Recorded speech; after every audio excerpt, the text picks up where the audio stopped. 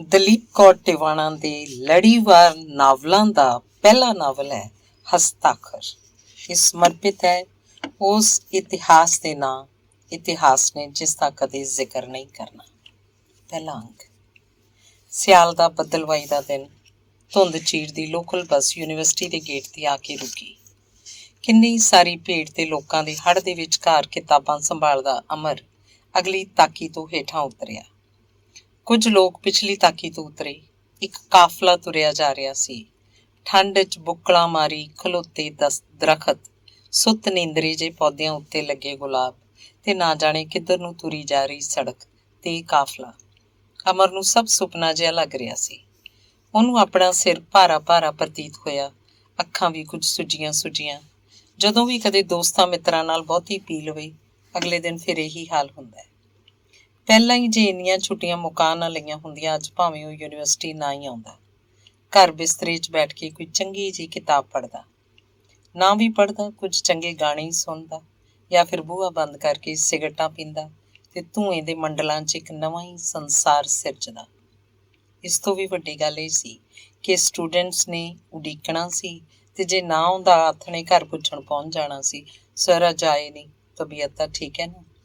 ਬੜੀ ਤੇਜ਼ ਮੋਟਰਸਾਈਕਲ ਚਲਾਉਂਦਾ ਇੱਕ ਲੜਕਾ ਅਮਰ ਨੂੰ ਵਿਸ਼ ਕਰਕੇ ਲੰਘਿਆ। ਹੁਣ ਤੱਕ ਝੀਲ ਦੇ ਕੋਲ ਪਹੁੰਚ ਕੇ ਲੋਕ ਆਪਣੇ ਆਪਣੇ ਡਿਪਾਰਟਮੈਂਟਸ ਵੱਲ ਮੁੜਨ ਲੱਗੇ। ਭੀੜ ਘਟ ਗਈ। ਅਮਰ ਦੇ ਅੱਗੇ ਜਿਹੜੀ ਲੜਕੀ ਜਾ ਰਹੀ ਸੀ, ਅਮਰ ਅਚਾਨਕ ਉਸ ਵੱਲ ਝਾਕਿਆ। ਪਿੱਛੇੋਂ ਦੇਖਿਆ ਉਹਦੇ ਵਾਲ ਬੜੇ ਲੰਮੇ ਸਨ। ਨਜ਼ਰ ਸਿਰ ਤੋਂ ਪੈਰਾਂ ਤੱਕ ਗਈ। ਦੇਖਿਆ ਉਹਦਾ ਸਭ ਕੁਝ ਹੀ ਵਧੀਆ ਸੀ। ਕੱਪੜਿਆਂ ਦੇ ਰੰਗ, ਬਣਤਰ ਤੇ ਫਬਨ ਸਲੀਕੇ ਵਾਲਾ ਸੀ। ਅਮਰ ਦੀ ਥਾਂ ਕੋਈ ਹੋਰ ਹੁੰਦਾ ਤਾਂ ਤੇਜ਼ ਕਰਕੇ ਅਗਾਂਹ ਲੰਘ ਕੇ ਫਿਰ ਪਿਛਾਂਹ ਭੌਂ ਕੇ ਉਸ ਕੁੜੀ ਦੀ ਸ਼ਕਲ ਵੇਖ ਲੈਂਦਾ, ਪਰ ਅਮਰ ਨੇ ਉਹ ਨਹੀਂ ਕੀਤਾ। ਉਹਨੇ ਸਿਰਫ ਉਸ ਲੜਕੀ ਦੇ ਹੱਥ 'ਚ ਫੜੀਆਂ ਮੋਟੀਆਂ 2 ਕਿਤਾਬਾਂ ਵੱਲ 1-2 ਵਾਰੀ ਵੇਖਿਆ। ਪ੍ਰੋਫੈਸਰ ਸਾਹਿਬ, ਬਹਾਦਰ ਨੇ ਸੱਜਾ ਹੱਥ ਉਤਾਂਹ ਕਰਕੇ ਮੱਥੇ ਵੱਲ ਜਾਂਦਿਆਂ ਹੱਸ ਕੇ ਸਾਹਮਣੇ ਅਮਰ ਵੱਲ ਆਉਂਦਿਆਂ ਕਿਹਾ। ਸੁਣਾ? ਅਮਰ ਨੇ ਹੱਥ ਮਿਲਾਉਣ ਲਈ ਅਗਾਂਹ ਕਰਦਿਆਂ ਮੁਸਕਰਾ ਕੇ ਪੁੱਛਿਆ। ਠੀਕ ਹੈ, ਸ਼ਹਿਰ ਚੱਲਿਆ, 11 ਵਜੇ ਦਾ ਸ਼ੋਅ ਦੇਖਣ ਚੱਲਣਾ। ਤੀਸਰੀ ਕਸਮ ਲੱਗੀ ਹੋਈ ਹੈ, ਸਪੈਸ਼ਲ ਸ਼ੋਅ। ਆਪਾਂ ਨੂੰ ਤਾਂ ਅਜੇ ਪਹਿਲੀ ਕਸਮ ਦੀ ਵੀ ਲੋੜ ਨਹੀਂ ਪਈ, ਤੂੰ ਵੇਖ। ਤੁਸੀਂ ਤਾਂ ਪੀਰੀਅਡ ਵੀ ਲਗਾਉਣਾ ਹੋਣਾ। ਹੋਰ ਮੌਜ ਤਾਂ ਤੁਹਾਨੂੰ ਰਿਸਰਚ ਸਕਾਲਰਾਂ ਨੂੰ ਹੈ। ਚੰਗਾ ਫਿਰ ਆਥਣੇ ਆਵਾਂਗੇ, ਮੈਂ ਤੇ ਫਿਲਾਸਫਰ ਤੁਹਾਡੇ ਵੱਲ। ਚੰਗਾ ਆਖ। ਅਮਰ ਜਦੋਂ ਅਗਾਂਹ ਤੁਰਿਆ ਉਹਨੇ ਦੇਖਿਆ ਉਹਦੇ ਅੱਗੇ ਜਾ ਰਹੀ ਉਹ ਲੜਕੀ ਕਾਫੀ ਹਾਊਸ ਨੂੰ ਮੁੜ ਗਈ ਹੈ। ਪਰਾਂ ਇੱਕ ਢੋਡਰ ਕਾਂ ਗੋਲਡ ਦੇ ਦਰਖਤ ਉੱਤੇ ਕਾਂ ਕਰ ਰਿਹਾ ਸੀ। ਯਾਦ ਆਇਆ, ਮਾਂ ਹੁੰਦੀ ਉਹਨੇ ਆਖਣਾ ਸੀ, ਕੋਈ ਪ੍ਰਾਹੁਣਾ ਆਊ, ਕੌਂ ਕੁਲਾਉਂਦਾ। ਅਗਾਂਹ ਜਾ ਕੇ ਅਮਰ ਨੇ ਅੱਖਾਂ ਉਘੇੜ ਦੁਆਲੇ ਵੇਖਿਆ। ਦੂਰ ਪਰੇ ਖੇਤਾਂ 'ਚ ਦੀ ਛੱਕ ਕਰਦੀ ਗੱਡੀ ਲੰਘੀ ਜਾ ਰਹੀ ਸੀ। ਲੱਗਿਆ ਗੱਡੀ ਬੜੀ ਹੌਲੀ ਤੁਰ ਰਹੀ ਹੈ, ਉਹ ਭੱਜ ਕੇ ਗੱਡੀ ਫੜ ਸਕਦਾ ਹੈ। ਯਾਦ ਆਇਆ ਉਹਨੇ ਤਾਂ ਕਿਧਰੇ ਨਹੀਂ ਜਾਣਾ। ਬਾਂਹ 'ਤੇ ਲੱਗੀ ਘੜੀ ਦੇਖੀ, ਅਜੇ 1 ਘੰਟਾ ਪਿਆ ਸੀ ਉਹਦੇ ਪੀਰੀਅਡ ਲੱਗਣ 'ਚ। ਡਿਪਾਰਟਮੈਂਟ ਦੇ ਕੋਲੋਂ ਦੀ ਉਹ ਲਾਇਬ੍ਰੇਰੀ ਵੱਲ ਨੂੰ ਤੁਰਦਾ ਗਿਆ। ਸਾਹਮਣੇ ਪੋਸਟ ਆਫਿਸ ਵੱਲੋਂ ਆਉਂਦਾ ਪੰਕਚਰ ਹੋਇਆ ਸਾਈਕਲ ਹੱਥ 'ਚ ਫੜੀ ਭੋਲਾਨਾਥ ਚਪੜਾਸੀ ਮਿਲਿਆ। ਹਮੇਸ਼ਾ ਵਾਂਗ ਉਹਨੇ ਸਾਹਿਬ ਜੀ ਨਮਸਤੇ ਆਖਣ ਤੋਂ ਪਿੱਛੋਂ, ਸਾਹਿਬ ਜੀ ਕਾਰ ਲੈ ਲਓ, ਆਪਾਂ ਇੱਕ। ਦੇਖੋ ਨਾ ਐਵੇਂ ਜੇ ਲੋਕ ਕਾਰਾਂ ਲਈ ਫਿਰਦੇ ਆ, ਆਖਿਆ। ਚੰਗਾ ਭੋਲਾਨਾਥ, ਆਪਾਂ ਫਿਰ ਜੋੜਨੇ ਸ਼ੁਰੂ ਕਰਦੇ ਹਾਂ ਪੈਸੇ ਕਾਰ ਲਈ। ਅਮਰ ਨੇ ਜਦੋਂ ਆਖਿਆ, ਭੋਲੇਨਾਥ ਨੂੰ ਲੱਗਿਆ ਸਾਹਿਬ ਮਖੌਲ ਕਰਦੇ ਨੇ। ਪੈਸਿਆਂ ਦਾ ਭਲਾ ਇਹਨਾਂ ਨੂੰ ਕੀ ਘਾਟਾ। ਸ਼ਕਲ ਸੂਰਤ ਤੋਂ, ਕੱਪੜੇ ਲੀੜਿਆਂ ਤੋਂ, ਗੱਲਬਾਤ ਤੋਂ ਭੋਲੇਨਾਥ ਨੂੰ ਅਮਰ ਹਮੇਸ਼ਾ ਅਮੀਰ ਬੰਦਾ ਲੱਗਦਾ ਸੀ। ਉਹਦੀ ਬੜੇ ਚਿਰ ਦੀ ਰੀਝ ਸੀ ਕਿ ਸਾਡੇ ਡਿਪਾਰਟਮੈਂਟ ਦੇ ਕਿਸੇ ਸਾਹਿਬ ਕੋਲ ਵੀ ਕਾਰ ਹੋਵੇ। ਅੰਗਰੇਜ਼ੀ ਡਿਪਾਰਟਮੈਂਟ ਦਾ ਇੱਕ ਪ੍ਰੋਫੈਸਰ ਆਸਟ੍ਰੇਲੀਆ ਤੋਂ ਕਾਰ ਲੈ ਕੇ ਆਇਆ ਸੀ ਤੇ ਉਹਨਾਂ ਦੇ ਚਪੜਾਸੀ ਰਾਮੂ ਨੇ ਭੋਲੇਨਾਥ ਨੂੰ ਆਖਿਆ ਸੀ, ਦੇਖ ਲੈ, ਲੋਕ ਤਾਂ ਵਲੈਤੋਂ ਮੇਮਾਂ ਲੈ ਕੇ ਆਉਂਦੇ ਨੇ, ਸਾਡਾ ਸਾਹਿਬ ਕਾਰ ਲੈ ਕੇ ਆਇਆ। ਅਸੀਂ ਬਾਜ਼ਾਰ ਗਏ ਸੀ, ਬਸ ਉੱਡਦੀ ਹੋ ਜਾਂਦੀ ਹੈ। ਭੋਲੇਨਾਥ ਦਾ ਵੀ ਬੜਾ ਹੀ ਜੀਅ ਕਰਦਾ ਸੀ ਅਮਰ ਸਾਹਿਬ ਕਾਰ ਲੈ ਲੈਣ ਤੇ ਅਸੀਂ ਅੰਗਰੇਜ਼ੀ ਡਿਪਾਰਟਮੈਂਟ ਦੇ ਮੂਹਰਿਓਂ ਦੀ ਬੈਠ ਕੇ ਜਾਈਏ। ਅਮਰ ਸਾਹਿਬ ਤਾਂ ਬਹੁਤ ਚੰਗੇ ਨੇ। ਫਿਰ ਤਾਂ ਮੈਂ ਕਿਸੇ ਦਿਨ ਕਾਰ 'ਚ ਆਪਣੇ ਪਿੰਡ ਜਾਵਾਂ, ਬਸ ਦੇਖਣ ਫਿਰ ਲੋਕ, ਉਹ ਸੋਚਦਾ ਹੁੰਦਾ ਸੀ। ਇਉਂ ਸੋਚਦਾ ਹੀ ਪੰਕਚਰ ਹੋਇਆ ਸਾਈਕਲ ਹੱਥ 'ਚ ਫੜੀ ਉਹ ਡਿਪਾਰਟਮੈਂਟ ਵੱਲ ਤੁਰਦਾ ਗਿਆ। ਅਮਰ ਲਾਇਬ੍ਰੇਰੀ ਵੱਲ ਨੂੰ ਲੰਘ ਗਿਆ। ਅਸਮਾਨ ਤੇ ਬੱਦਲਾਂ ਵੱਲ ਝਾਕਦੇ ਨੂੰ ਅਮਰ ਨੂੰ ਬੜਾ ਦਿਨ ਬੋਝਲ ਜਿਹਾ ਲੱਗਿਆ। ਭਾਵੇਂ ਮੀਂਹ ਭਰੇ ਬੱਦਲਾਂ 'ਚ ਇੱਲਾਂ ਘੁੰਮਰ ਪਾਉਂਦੀਆਂ ਉਹਨੂੰ ਚੰਗੀਆਂ ਵੀ ਲੱਗੀਆਂ। ਹੈਲੋ ਪ੍ਰੋਫੈਸਰ ਸਾਹਿਬ, ਤੁਹਾਨੂੰ ਪਤਾ ਅੱਜ ਕਲਾਸਾਂ ਨਹੀਂ ਲੱਗਣੀਆਂ। ਲਾਇਬ੍ਰੇਰੀ ਦੇ ਅੱਗੇ ਖੜੇ ਕਿਸੇ ਨੂੰ ਉਡੀਕਦੇ ਦਰਸ਼ਨ ਨੇ ਦੱਸਿਆ। ਦਰਸ਼ਨ ਦਾ ਅਸਲੀ ਨਾਂ ਤਾਂ ਕੁਝ ਹੋਰ ਹੈ, ਪਰ ਫਿਲਾਸਫੀ ਦਾ ਲੈਕਚਰਰ ਹੋਣ ਕਰਕੇ ਤੇ ਕੁਝ ਉਹਦੇ ਸੁਭਾਅ ਕਾਰਨ ਪਹਿਲੇ ਲੋਕ ਉਹਨੂੰ ਫਿਲਾਸਫਰ ਤੇ ਪਿੱਛੋਂ ਦਰਸ਼ਨ ਆਖਣ ਲੱਗ ਪਏ ਸੀ। ਹੁਣ ਤਾਂ ਬਹੁਤ ਸਾਰੇ ਲੋਕਾਂ ਨੂੰ ਉਹਦੇ ਅਸਲੀ ਨਾਂ ਦਾ ਪਤਾ ਹੀ ਨਹੀਂ ਸੀ ਤੇ ਦਰਸ਼ਨ ਹੀ ਉਹਦਾ ਅਸਲੀ ਨਾਂ ਸਮਝਦੇ ਸੀ। ਕੀ ਗੱਲ, ਕਲਾਸਾਂ ਕਿਉਂ ਨਹੀਂ ਲੱਗਣੀਆਂ? ਅਮਰ ਨੇ ਉਹਨੂੰ ਪੁੱਛਿਆ। ਤੁਹਾਨੂੰ ਨਹੀਂ ਪਤਾ, ਔਰ ਡਰਾਮਾ ਡਿਪਾਰਟਮੈਂਟ ਦੇ ਇੱਕ ਲੜਕੇ ਨੇ ਸੁਸਾਈਡ ਕਰ ਲਈ। ਅੱਛਾ, ਹਾਂ, ਉਹ ਹੈ ਨਹੀਂ ਸੀ ਇੱਕ ਸੋਹਣਾ ਜਿਹਾ ਮੁੰਡਾ ਜਿਹੜਾ ਕਦੇ ਦਾੜੀ ਰੱਖ ਲੈਂਦਾ, ਕਦੇ ਕਟਾ ਦਿੰਦਾ ਸੀ, ਬੜੇ ਫੈਸ਼ਨੇਬਲ ਜਿਹੇ ਕੱਪੜੇ ਪਾਏ ਹੁੰਦੇ ਸੀ, ਆਮ ਕਰਕੇ ਉਹਦੇ ਇੰਪੋਰਟਡ ਜਿਹੇ ਸਵੈਟਰ ਪਾਏ ਹੁੰਦੇ ਸੀ, ਰੰਗ ਬਿਰੰਗੇ ਜਿਹੇ, ਬਿੱਲੂ ਸੀ ਨਾਂ ਉਹਦਾ। ਪਰ ਸੁਸਾਈਡ ਕਿਉਂ ਕਰ ਲਈ ਇਹ ਤਾਂ ਹੁਣ ਕੀ ਪਤਾ। ਕੱਲ ਤਾਂ ਅਜੇ ਚੰਗਾ ਭਲਾ ਫਿਰਦਾ ਸੀ ਇੱਥੇ, ਕਹਿੰਦੇ ਨੇ ਕੋਈ ਕੁੜੀ ਕੜੀ ਦਾ ਚੱਕਰ ਸੀ। ਪਲ ਦੇ ਪਲ ਲਈ ਅਮਰ ਕੁਝ ਨਾ ਬੋਲਿਆ। ਲਾਇਬ੍ਰੇਰੀ ਦੇ ਅੱਗੇ ਖੜੋਤਿਆਂ ਠੰਡੀ ਸੀਤ ਹਵਾ ਜਿਵੇਂ ਵਿੱਚੋਂ ਦੀ ਲੰਘਦੀ ਜਾਂਦੀ ਸੀ। ਉਹਨੇ ਕਿਤਾਬਾਂ ਖੱਬੇ ਹੱਥ ਵਿੱਚੋਂ ਸੱਜੇ 'ਚ ਕੀਤੀਆਂ ਤੇ ਠਰੇ ਖੱਬੇ ਹੱਥ ਤੋਂ ਜਿਵੇਂ ਠੰਡ ਝਾੜਦਾ ਉਹ ਬਿਨਾਂ ਹੀ ਦਰਸ਼ਨ ਨੂੰ ਕੁਝ ਆਖਿਆ ਲਾਇਬ੍ਰੇਰੀ ਦੀਆਂ ਪੌੜੀਆਂ ਚੜ੍ਹਨ ਲੱਗਿਆ। ਦਰਸ਼ਨ ਅਜੇ ਵੀ ਉੱਥੇ ਖੜੋਤਾ ਕਿਸੇ ਨੂੰ ਉਡੀਕ ਰਿਹਾ ਸੀ। ਇਹ ਤਾਂ ਠੀਕ ਹੈ, ਕੋਈ ਬੰਦਾ ਸੁਸਾਈਡ ਤਾਂ ਕਰ ਸਕਦਾ ਹੈ, ਉਹਨੇ ਸੋਚਿਆ, ਪਰ ਕੁੜੀ ਕਾੜੀ ਦਾ ਕੀ ਚੱਕਰ ਹੁੰਦਾ? ਲਾਇਬ੍ਰੇਰੀ 'ਚ ਇੱਧਰ ਉੱਧਰ ਝਾਕ ਉਹਨੇ ਇੱਕਾ ਦੁੱਕਾ ਪੜ੍ਹ ਰਹੇ ਲੋਕਾਂ ਨੂੰ ਦੇਖਿਆ। ਸਾਹਮਣੀ ਸ਼ੈਲਫ ਵਿੱਚੋਂ 2 ਕਿਤਾਬਾਂ ਕੱਢੀਆਂ ਤੇ ਲਾਇਬ੍ਰੇਰੀ ਦੇ ਇੱਕ ਸੁੰਨੇ ਜਿਹੇ ਕੋਨੇ 'ਚ ਆਪਣੀ ਕੈਬਿਨ 'ਚ ਬੈਠ ਕੇ ਪੜ੍ਹਨ ਲੱਗ ਪਿਆ। ਪੜ੍ਹਦਾ ਪੜ੍ਹਦਾ ਉਹ ਨਾ ਜਾਣੇ ਕਿੱਥੇ ਦੀ ਕਿੱਥੇ ਪਹੁੰਚ ਗਿਆ। ਇੱਕ ਬੇਗਾਨਾ ਮੁਲਕ ਹੈ, ਉਸ ਬੇਗਾਨੇ ਮੁਲਕ ਦਾ ਇੱਕ ਬੇਗਾਨਾ ਸ਼ਹਿਰ ਹੈ, ਉਸ ਬੇਗਾਨੇ ਸ਼ਹਿਰ ਦਾ ਇੱਕ ਹੋਟਲ ਹੈ, ਉਸ ਹੋਟਲ ਦੇ ਇੱਕ ਕਮਰੇ 'ਚ ਇੱਕ ਜਾਣਿਆ ਪਛਾਣਿਆ ਬੰਦਾ ਹੈ ਜਿਹਨੂੰ ਇੱਕ ਲੜਕੀ ਪੁੱਛਦੀ ਹੈ, ਮੇਰੇ ਨਾਲ ਵਿਆਹ ਕਰੇਂਗਾ? ਉਹ ਆਖਦਾ, ਤੂੰ ਕਹਿੰਦੀ ਹੈ ਤਾਂ ਕਰ ਲਵਾਂਗਾ। ਏਡਾ ਵੱਡਾ ਫੈਸਲਾ।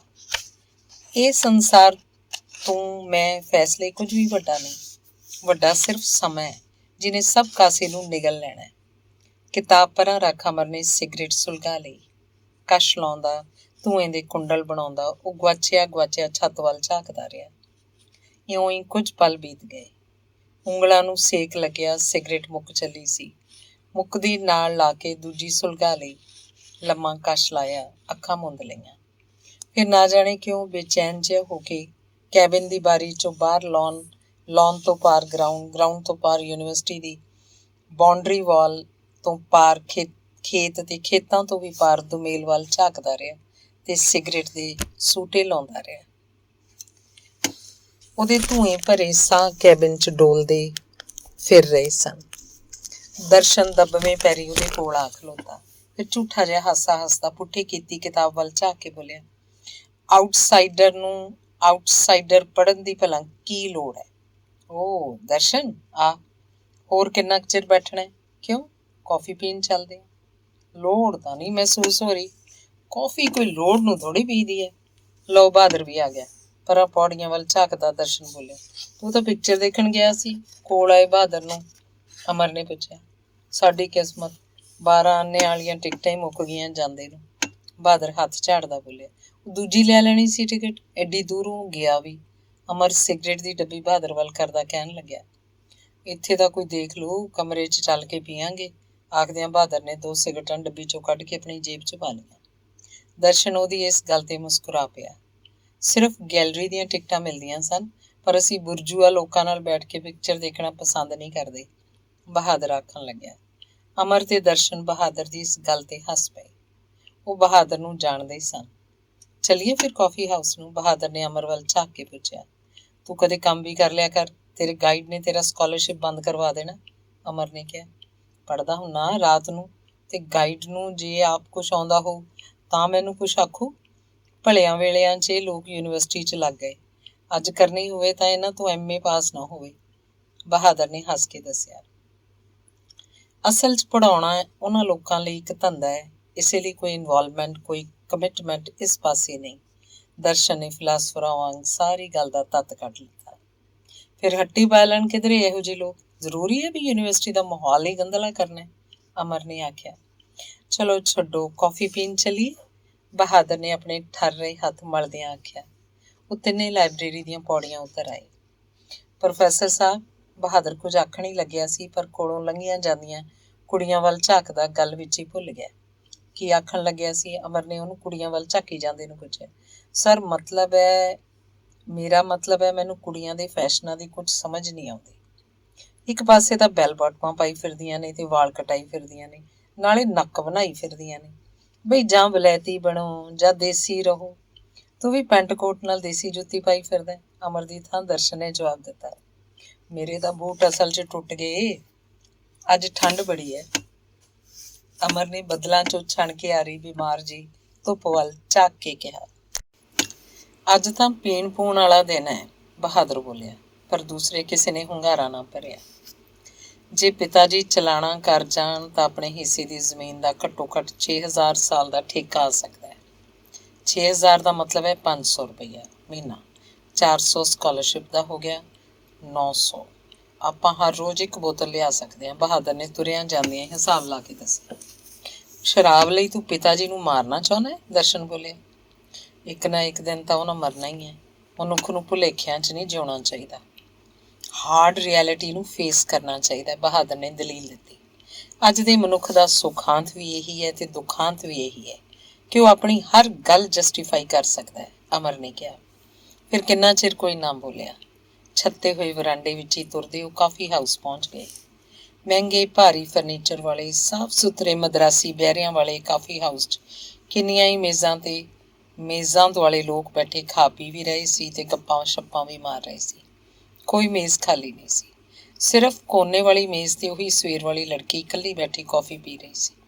ਕਿਸੇ ਮੈਗਜ਼ੀਨ ਦੇ ਵਰਕੇ ਫਰੋਲ ਲਈ ਸੀ। ਆਜੋ ਸੀਮਾ ਦੀਦੀ ਦੇ ਨਾਲ ਹੀ ਬੈਠ ਜਾਂਦੇ ਹਾਂ, ਬਹਾਦਰ ਨੇ ਉੱਧਰ ਨੂੰ ਤੁਰਦਿਆਂ ਕਿਹਾ। ਸੁਣ ਬਹਾਦਰ, ਅਮਰ ਨੇ ਪਿਛਾਂਹ ਪਰਤਦਿਆਂ ਤੇ ਕਾਫੀ ਹਾਊਸ ਤੋਂ ਬਾਹਰ ਆਉਂਦਿਆਂ ਬਹਾਦਰ ਨੂੰ ਆਵਾਜ਼ ਦਿੱਤੀ। ਆਜੋ, ਸੀਮਾ ਦੀਦੀ ਹੀ ਹੈ, ਬਹਾਦਰ ਨੇ ਵਾਪਸ ਆ ਕੇ ਕਿਹਾ।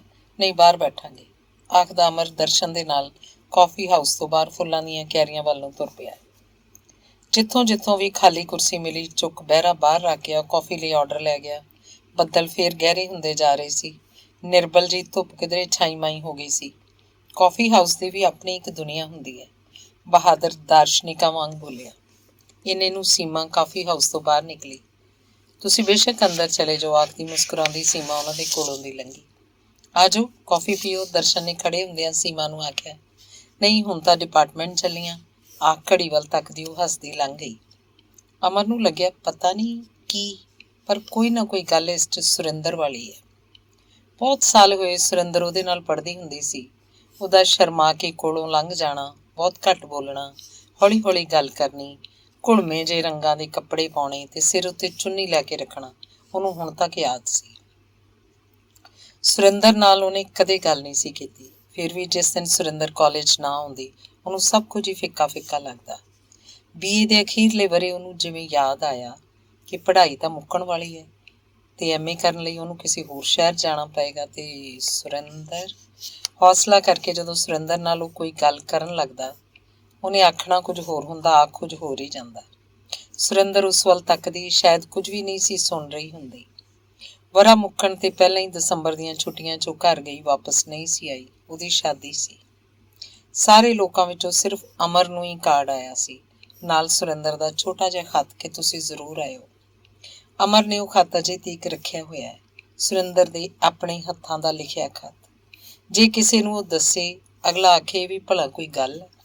ਹਾਂ, ਜੇ ਉਂਝ ਦੇਖਿਆ ਜਾਏ ਤਾਂ ਕੋਈ ਗੱਲ ਨਹੀਂ ਸੀ। ਮੁੜ ਕੇ ਸੁਰਿੰਦਰ ਕਦੇ ਉਹਨੂੰ ਨਹੀਂ ਸੀ ਮਿਲੇ। ਮੁੜ ਕੇ ਉਹਨੇ ਸੁਰਿੰਦਰ ਦਾ ਕਦੇ ਪਤਾ ਨਹੀਂ ਸੀ ਕੀਤਾ। ਬਸ ਉਹਨੂੰ ਇੰਨਾ ਕੁ ਪਤਾ ਸੀ ਕਿ ਸੁਰਿੰਦਰ ਦੀ ਸ਼ਾਦੀ ਕਿਸੇ ਫੌਜੀ ਅਫਸਰ ਨਾਲ ਹੋਈ ਹੈ ਤੇ ਜਦੋਂ ਕਦੇ ਲੜਾਈ ਦੀ ਕਿਧਰੇ ਕੋਈ ਸੌ ਸੁਣਦਾ ਉਹਨੂੰ ਸੁਰਿੰਦਰ ਦੇ ਪਿਤਾ ਦਾ ਖਿਆਲ ਆ ਜਾਂਦਾ। ਤੇ ਮਿਸ ਸੌਂਦੀ, ਉਸ ਬਾਰੇ ਉਹ ਕੁਝ ਨਹੀਂ ਆਖਣਾ ਚਾਹੁੰਦਾ, ਕੁਝ ਨਹੀਂ ਸੋਚਣਾ ਚਾਹੁੰਦਾ। ਪ੍ਰੋਫੈਸਰ ਸਾਹਿਬ ਕੀ ਸੋਚਣ ਲੱਗ ਪਏ? ਕੌਫੀ ਲਈ ਖੜੇ ਬਹਿਰੇ ਵੱਲ ਇਸ਼ਾਰਾ ਕਰਕੇ ਬਹਾਦਰ ਬੋਲਿਆ। ਓ ਕੌਫੀ, ਅੱਛਾ, ਆਖ ਅਮਰ ਨੇ ਕੌਫੀ ਦਾ ਕੱਪ ਫੜ ਲਿਆ। ਬਾਹਰ ਸਗੋਂ ਵਧੀਆ। ਦਰਸ਼ਨ ਨੇ ਕੌਫੀ ਹਾਊਸ ਤੋਂ ਪਰੇ ਵੱਡੀ ਸੜਕ ਤੋਂ ਲੰਘਦੀਆਂ ਬੱਸਾਂ, ਸੜਕ ਤੋਂ ਪਾਰ ਦੇ ਖੇਤਾਂ ਤੋਂ ਪਰੇ ਝੁਕੇ ਹੋਏ ਅਸਮਾਨ ਵੱਲ ਝਾਕਦਿਆਂ ਕਿਹਾ। ਹਾਂ, ਅੰਦਰ ਬਹੁਤ ਸ਼ੋਰ ਹੈ, ਅਮਰ ਬੋਲਿਆ। ਸ਼ੋਰ ਵਿੱਚ ਆਪਣੇ ਆਪ ਨੂੰ ਖੋ ਦੇਣ ਲਈ ਤਾਂ ਲੋਕ ਇੱਥੇ ਆਉਂਦੇ ਨੇ, ਕੌਫੀ ਦੀ ਘੁੱਟ ਭਰਦਾ ਬਹਾਦਰ ਬੋਲਿਆ ਤੇ ਆਪਣੇ ਇਸ ਖੂਬਸੂਰਤ ਫਿਕਰੇ ਦੀ ਦਾਦ ਲਈ ਉਹ ਅਮਰ ਤੇ ਦਰਸ਼ਨ ਵੱਲ ਝਾਕਿਆ। ਕੀ ਨੇ ਇਹ ਲੋਕ? ਅਮਰ ਨੇ ਜਾੜ ਹੇਠ ਆਏ ਨਿੰਮ ਦੇ ਪੱਤੇ ਵਰਗੀ ਕੁੜੱਤਣ ਨਾਲ ਆਖਿਆ। ਕਿਸੇ ਨੇ ਕੋਈ ਉੱਤਰ ਨਾ ਦਿੱਤਾ। ਫਿਰ ਆਪ ਹੀ ਆਖਣ ਲੱਗਿਆ, ਮੈਨੂੰ ਤਾਂ ਸਮਝ ਨਹੀਂ ਲੱਗਦੀ ਵੀ ਕੀ ਨੇ ਇਹ ਲੋਕ। ਕੁਝ ਸੋਚਣਾ ਨਹੀਂ, ਜ਼ਿੰਦਗੀ ਦੀ ਕੋਈ ਫਿਲਾਸਫੀ ਨਹੀਂ, ਮੈਟੀਰੀਅਲ ਗੋਲਸ ਤੋਂ ਗਾਹਾਂ ਦੇਖ ਹੀ ਨਹੀਂ ਸਕਦੇ, ਬਸ ਚੁਗਲੀਆਂ ਚਾਪਲੂਸੀਆਂ। ਕੀ ਨੇ ਲੋਕ। ਪਰਲੇ ਪਾਸਿਓਂ ਸਵਰਨ ਤੁਰਿਆ ਆ ਰਿਹਾ ਸੀ। ਬਹਾਦਰ ਖਾਲੀ ਕੱਪ ਜ਼ਮੀਨ ਉੱਤੇ ਰੱਖ ਉਹਨੂੰ ਮਿਲਣ ਲਈ ਚਲਾ ਗਿਆ। 2 ਤਾਰੀਖ ਨੂੰ ਫਿਰ ਦਿੱਲੀ ਜਾਓਗੇ? ਦਰਸ਼ਨ ਨੇ ਅਮਰ ਨੂੰ ਪੁੱਛਿਆ। ਪਹਿਲੀ ਨੂੰ ਤਨਖਾਹ ਮਿਲ ਗਈ ਤਾਂ ਪਹਿਲੀ ਸ਼ਾਮ ਨੂੰ ਹੀ ਚਲਿਆ ਜਾਣਾ। ਐਤਵਾਰ ਤੇ ਸੋਮਵਾਰ ਦੀ ਛੁੱਟੀ ਹੋਈ, 2 ਛੁੱਟੀਆਂ ਹੋਰ ਲੈ ਲੈਣੀਆਂ ਨੇ। ਤੁਹਾਡਾ ਹੈੱਡ ਚੰਗਾ, ਛੁੱਟੀਆਂ ਜਦ ਅੱਖੋਂ ਦੇ ਦਿੰਦਾ। ਉਹਨੂੰ ਪਤਾ ਛੁੱਟੀਆਂ ਨਹੀਂ ਦਊਂਗਾ ਤੇ ਨੌਕਰੀ ਛੱਡ ਜੂ। ਦਿੱਲੀ ਬਿਨਾਂ ਤਾਂ ਆਪਾਂ ਨੂੰ ਸਰਨਾ ਨਾ ਹੋਇਆ। ਪਹਿਲ ਜਦੋਂ ਮੈਂ ਦਿੱਲੀ ਤੋਂ ਆ ਕੇ ਇੱਥੇ ਨੌਕਰੀ ਕੀਤੀ, ਮੈਨੂੰ ਲੱਗਿਆ ਕਿੱਥੇ ਪਿੰਡ ਜਿਹੇ 'ਚ ਆ ਗਿਆ। ਅਜੇ ਤਾਂ ਤੁਸੀਂ ਕੈਂਪਸ 'ਤੇ ਨਹੀਂ ਰਹਿੰਦੇ, ਬਚਾਅ ਹੈ। ਕੈਂਪਸ 'ਤੇ ਤਾਂ ਲੋਕਾਂ ਨੂੰ ਇੱਕ ਦੂਜੇ ਦੇ ਖਾਧੇ ਪੀਤੇ ਤੱਕ ਦਾ ਪਤਾ ਹੁੰਦਾ। ਦਰਸ਼ਨ ਨੇ ਹੱਸ ਕੇ ਕਿਹਾ, ਕੁਛ ਨਹੀਂ ਲਾਈਫ ਇਹ ਤੇ। ਦਿੱਲੀ 'ਚ ਤਾਂ ਕੁਛ ਨਾ ਕੁਛ ਹੁੰਦਾ ਹੀ ਰਹਿੰਦਾ। ਕਦੇ ਫਿਲਮ ਫੈਸਟੀਵਲ, ਕਦੇ ਡਰਾਮੇ, ਕਦੇ ਮਿਊਜ਼ਿਕ ਦੀਆਂ ਮਹਿਫਲਾਂ, ਕਦੇ ਐਗਜ਼ੀਬਿਸ਼ਨਾਂ। ਅਮਰ ਦੱਸ ਰਿਹਾ ਸੀ, ਤੁਸੀਂ ਕਨਾਟ ਪਲੇਸ ਚਲੇ ਜਾਓ ਤਾਂ ਹੀ ਈਵਨਿੰਗ ਵਧੀਆ ਲੰਘ ਜੂ। ਉੱਥੋਂ ਦੀਆਂ ਤਾਂ ਕੁੜੀਆਂ ਹੀ ਬੜੀਆਂ ਸਮਾਰਟ ਨੇ। ਵਾਪਸ ਆ ਕੇ ਆਪਣੀ ਕੁਰਸੀ 'ਤੇ ਬੈਠਦਾ ਬਹਾਦਰ ਬੋਲਿਆ, ਸਭ ਤੋਂ ਵੱਡੀ ਗੱਲ ਉੱਥੇ ਤੁਸੀਂ ਜਿਵੇਂ ਜੀ ਕਰਦਾ ਜੀਓ, ਕਿਸੇ ਨੂੰ ਕੋਈ ਵਾਸਤਾ ਨਹੀਂ। ਬਹਾਦਰ ਦੀ ਗੱਲ ਵੱਲ ਧਿਆਨ ਨਾ ਦਿੰਦਿਆਂ ਅਮਰ ਨੇ ਆਖਿਆ, ਇੱਥੇ ਤਾਂ ਤੁਸੀਂ ਛਿੱਕ ਵੀ ਮਾਰੋ, ਖਬਰ ਫੱਟ VC ਚਤਰੰਗ ਕੋਲ ਪਹੁੰਚ ਜਾਊਗੀ। ਦਰਸ਼ਨ ਨੇ ਦੱਸਿਆ, ਅਸਲ 'ਚ ਇੱਥੇ ਨਾ VC ਚਤਰੰਗ ਨੂੰ ਕੋਈ ਕੰਮ ਹੈ ਤੇ ਨਾ ਲੋਕਾਂ ਨੂੰ, ਹੋਰ ਕਰਨ ਵੀ ਕੀ ਵਿਚਾਰੇ। ਅਮਰ ਬੋਲਿਆ। ਸਵਰਨਜੀਤ ਚਲਿਆ ਗਿਆ? ਦਰਸ਼ਨ ਨੇ ਪੁੱਛਿਆ। ਹਾਂ, ਉਹਨੇ ਕਿਸੇ ਨੂੰ ਟਾਈਮ ਦਿੱਤਾ ਹੋਇਆ ਸੀ, 11:30 ਵਜੇ ਲਾਇਬ੍ਰੇਰੀ 'ਚ ਮਿਲਣ ਦਾ। ਬਹਾਦਰ ਨੇ ਦੱਸਿਆ। ਕਿਸੇ ਨੂੰ ਕਿਹਨੂੰ? ਅੱਜ ਕੱਲ੍ਹ ਉਹ ਵੀਨਾ ਦੇ ਚੱਕਰ 'ਚ ਹੈ। ਦਰਸ਼ਨ ਬੋਲੇ। ਮੈਨੂੰ ਤਾਂ ਹੈਰਾਨੀ ਇਸ ਗੱਲ ਦੀ ਹੁੰਦੀ ਹੈ। ਬਹਾਦਰ ਆਖਣ ਲੱਗਿਆ ਕਿ ਉਹੀ ਫਿਕਰੇ, ਤੂੰ ਬੜੀ ਸੋਹਣੀ ਹੈ, ਮੈਂ ਤੈਨੂੰ ਪਿਆਰ ਕਰਦਾ, ਮੈਂ ਤੇਰੇ ਬਿਨਾਂ ਜੀ ਨਹੀਂ ਸਕਦਾ। 1 ਸਾਲ ਇੱਕ ਕੁੜੀ ਨੂੰ ਆਖਦਾ, ਅਗਲੇ ਸਾਲ ਕਿਸੇ ਹੋਰ ਨੂੰ, ਫਿਰ ਕਿਸੇ ਤੀਸਰੀ ਨੂੰ। ਇਉਂ ਸੰਗ ਨਹੀਂ ਲੱਗਦੀ ਆਪਣੇ ਆਪ ਕੋਲੋਂ? ਅਮਰ ਬੋਲਿਆ। ਖਾਂਦੇ ਪੀਂਦੇ ਜੱਟਾਂ ਦਾ ਮੁੰਡਾ ਹੈ, ਹੋਰ ਕਰੇ ਵੀ ਕੀ ਵਿਚਾਰਾ। 16 ਜਮਾਤਾਂ ਪਾਸ ਕਰ ਲਈਆਂ, ਨੌਕਰੀ ਲੈ ਲਈ, ਘਰ ਪਿਓ ਪਾ ਗਿਆ, ਜ਼ਮੀਨ ਜੱਦੀ ਹੈ ਹੀ। ਦਰਸ਼ਨ ਨੇ ਖਚਰੀ ਹਾਸੀ ਹੱਸਦਿਆਂ ਆਖਿਆ, ਵਿਆਹ ਕਰਵਾ ਲਵੇ। ਅਮਰ ਬੋਲਿਆ। ਆਖਦੇ ਵਿਆਹ ਮੈਂ ਸਿਰਫ 1-2 ਸਾਲਾਂ ਲਈ ਕਰਵਾ ਸਕਦਾ, ਸਾਰੀ ਉਮਰ ਲਈ ਨਹੀਂ। ਦਰਸ਼ਨ ਨੇ ਦੱਸਿਆ। ਇਹ ਲੋਕ ਕੀ ਭਾਲਦੇ ਫਿਰਦੇ ਨੇ ਜ਼ਿੰਦਗੀ 'ਚ? ਅਮਰ ਨੇ ਬੂਟਿਆਂ 'ਚ ਤੁਰੀਆਂ ਫਿਰ ਰਹੀਆਂ ਚਿੜੀਆਂ ਵੱਲ ਵੇਖਦਿਆਂ ਆਖਿਆ।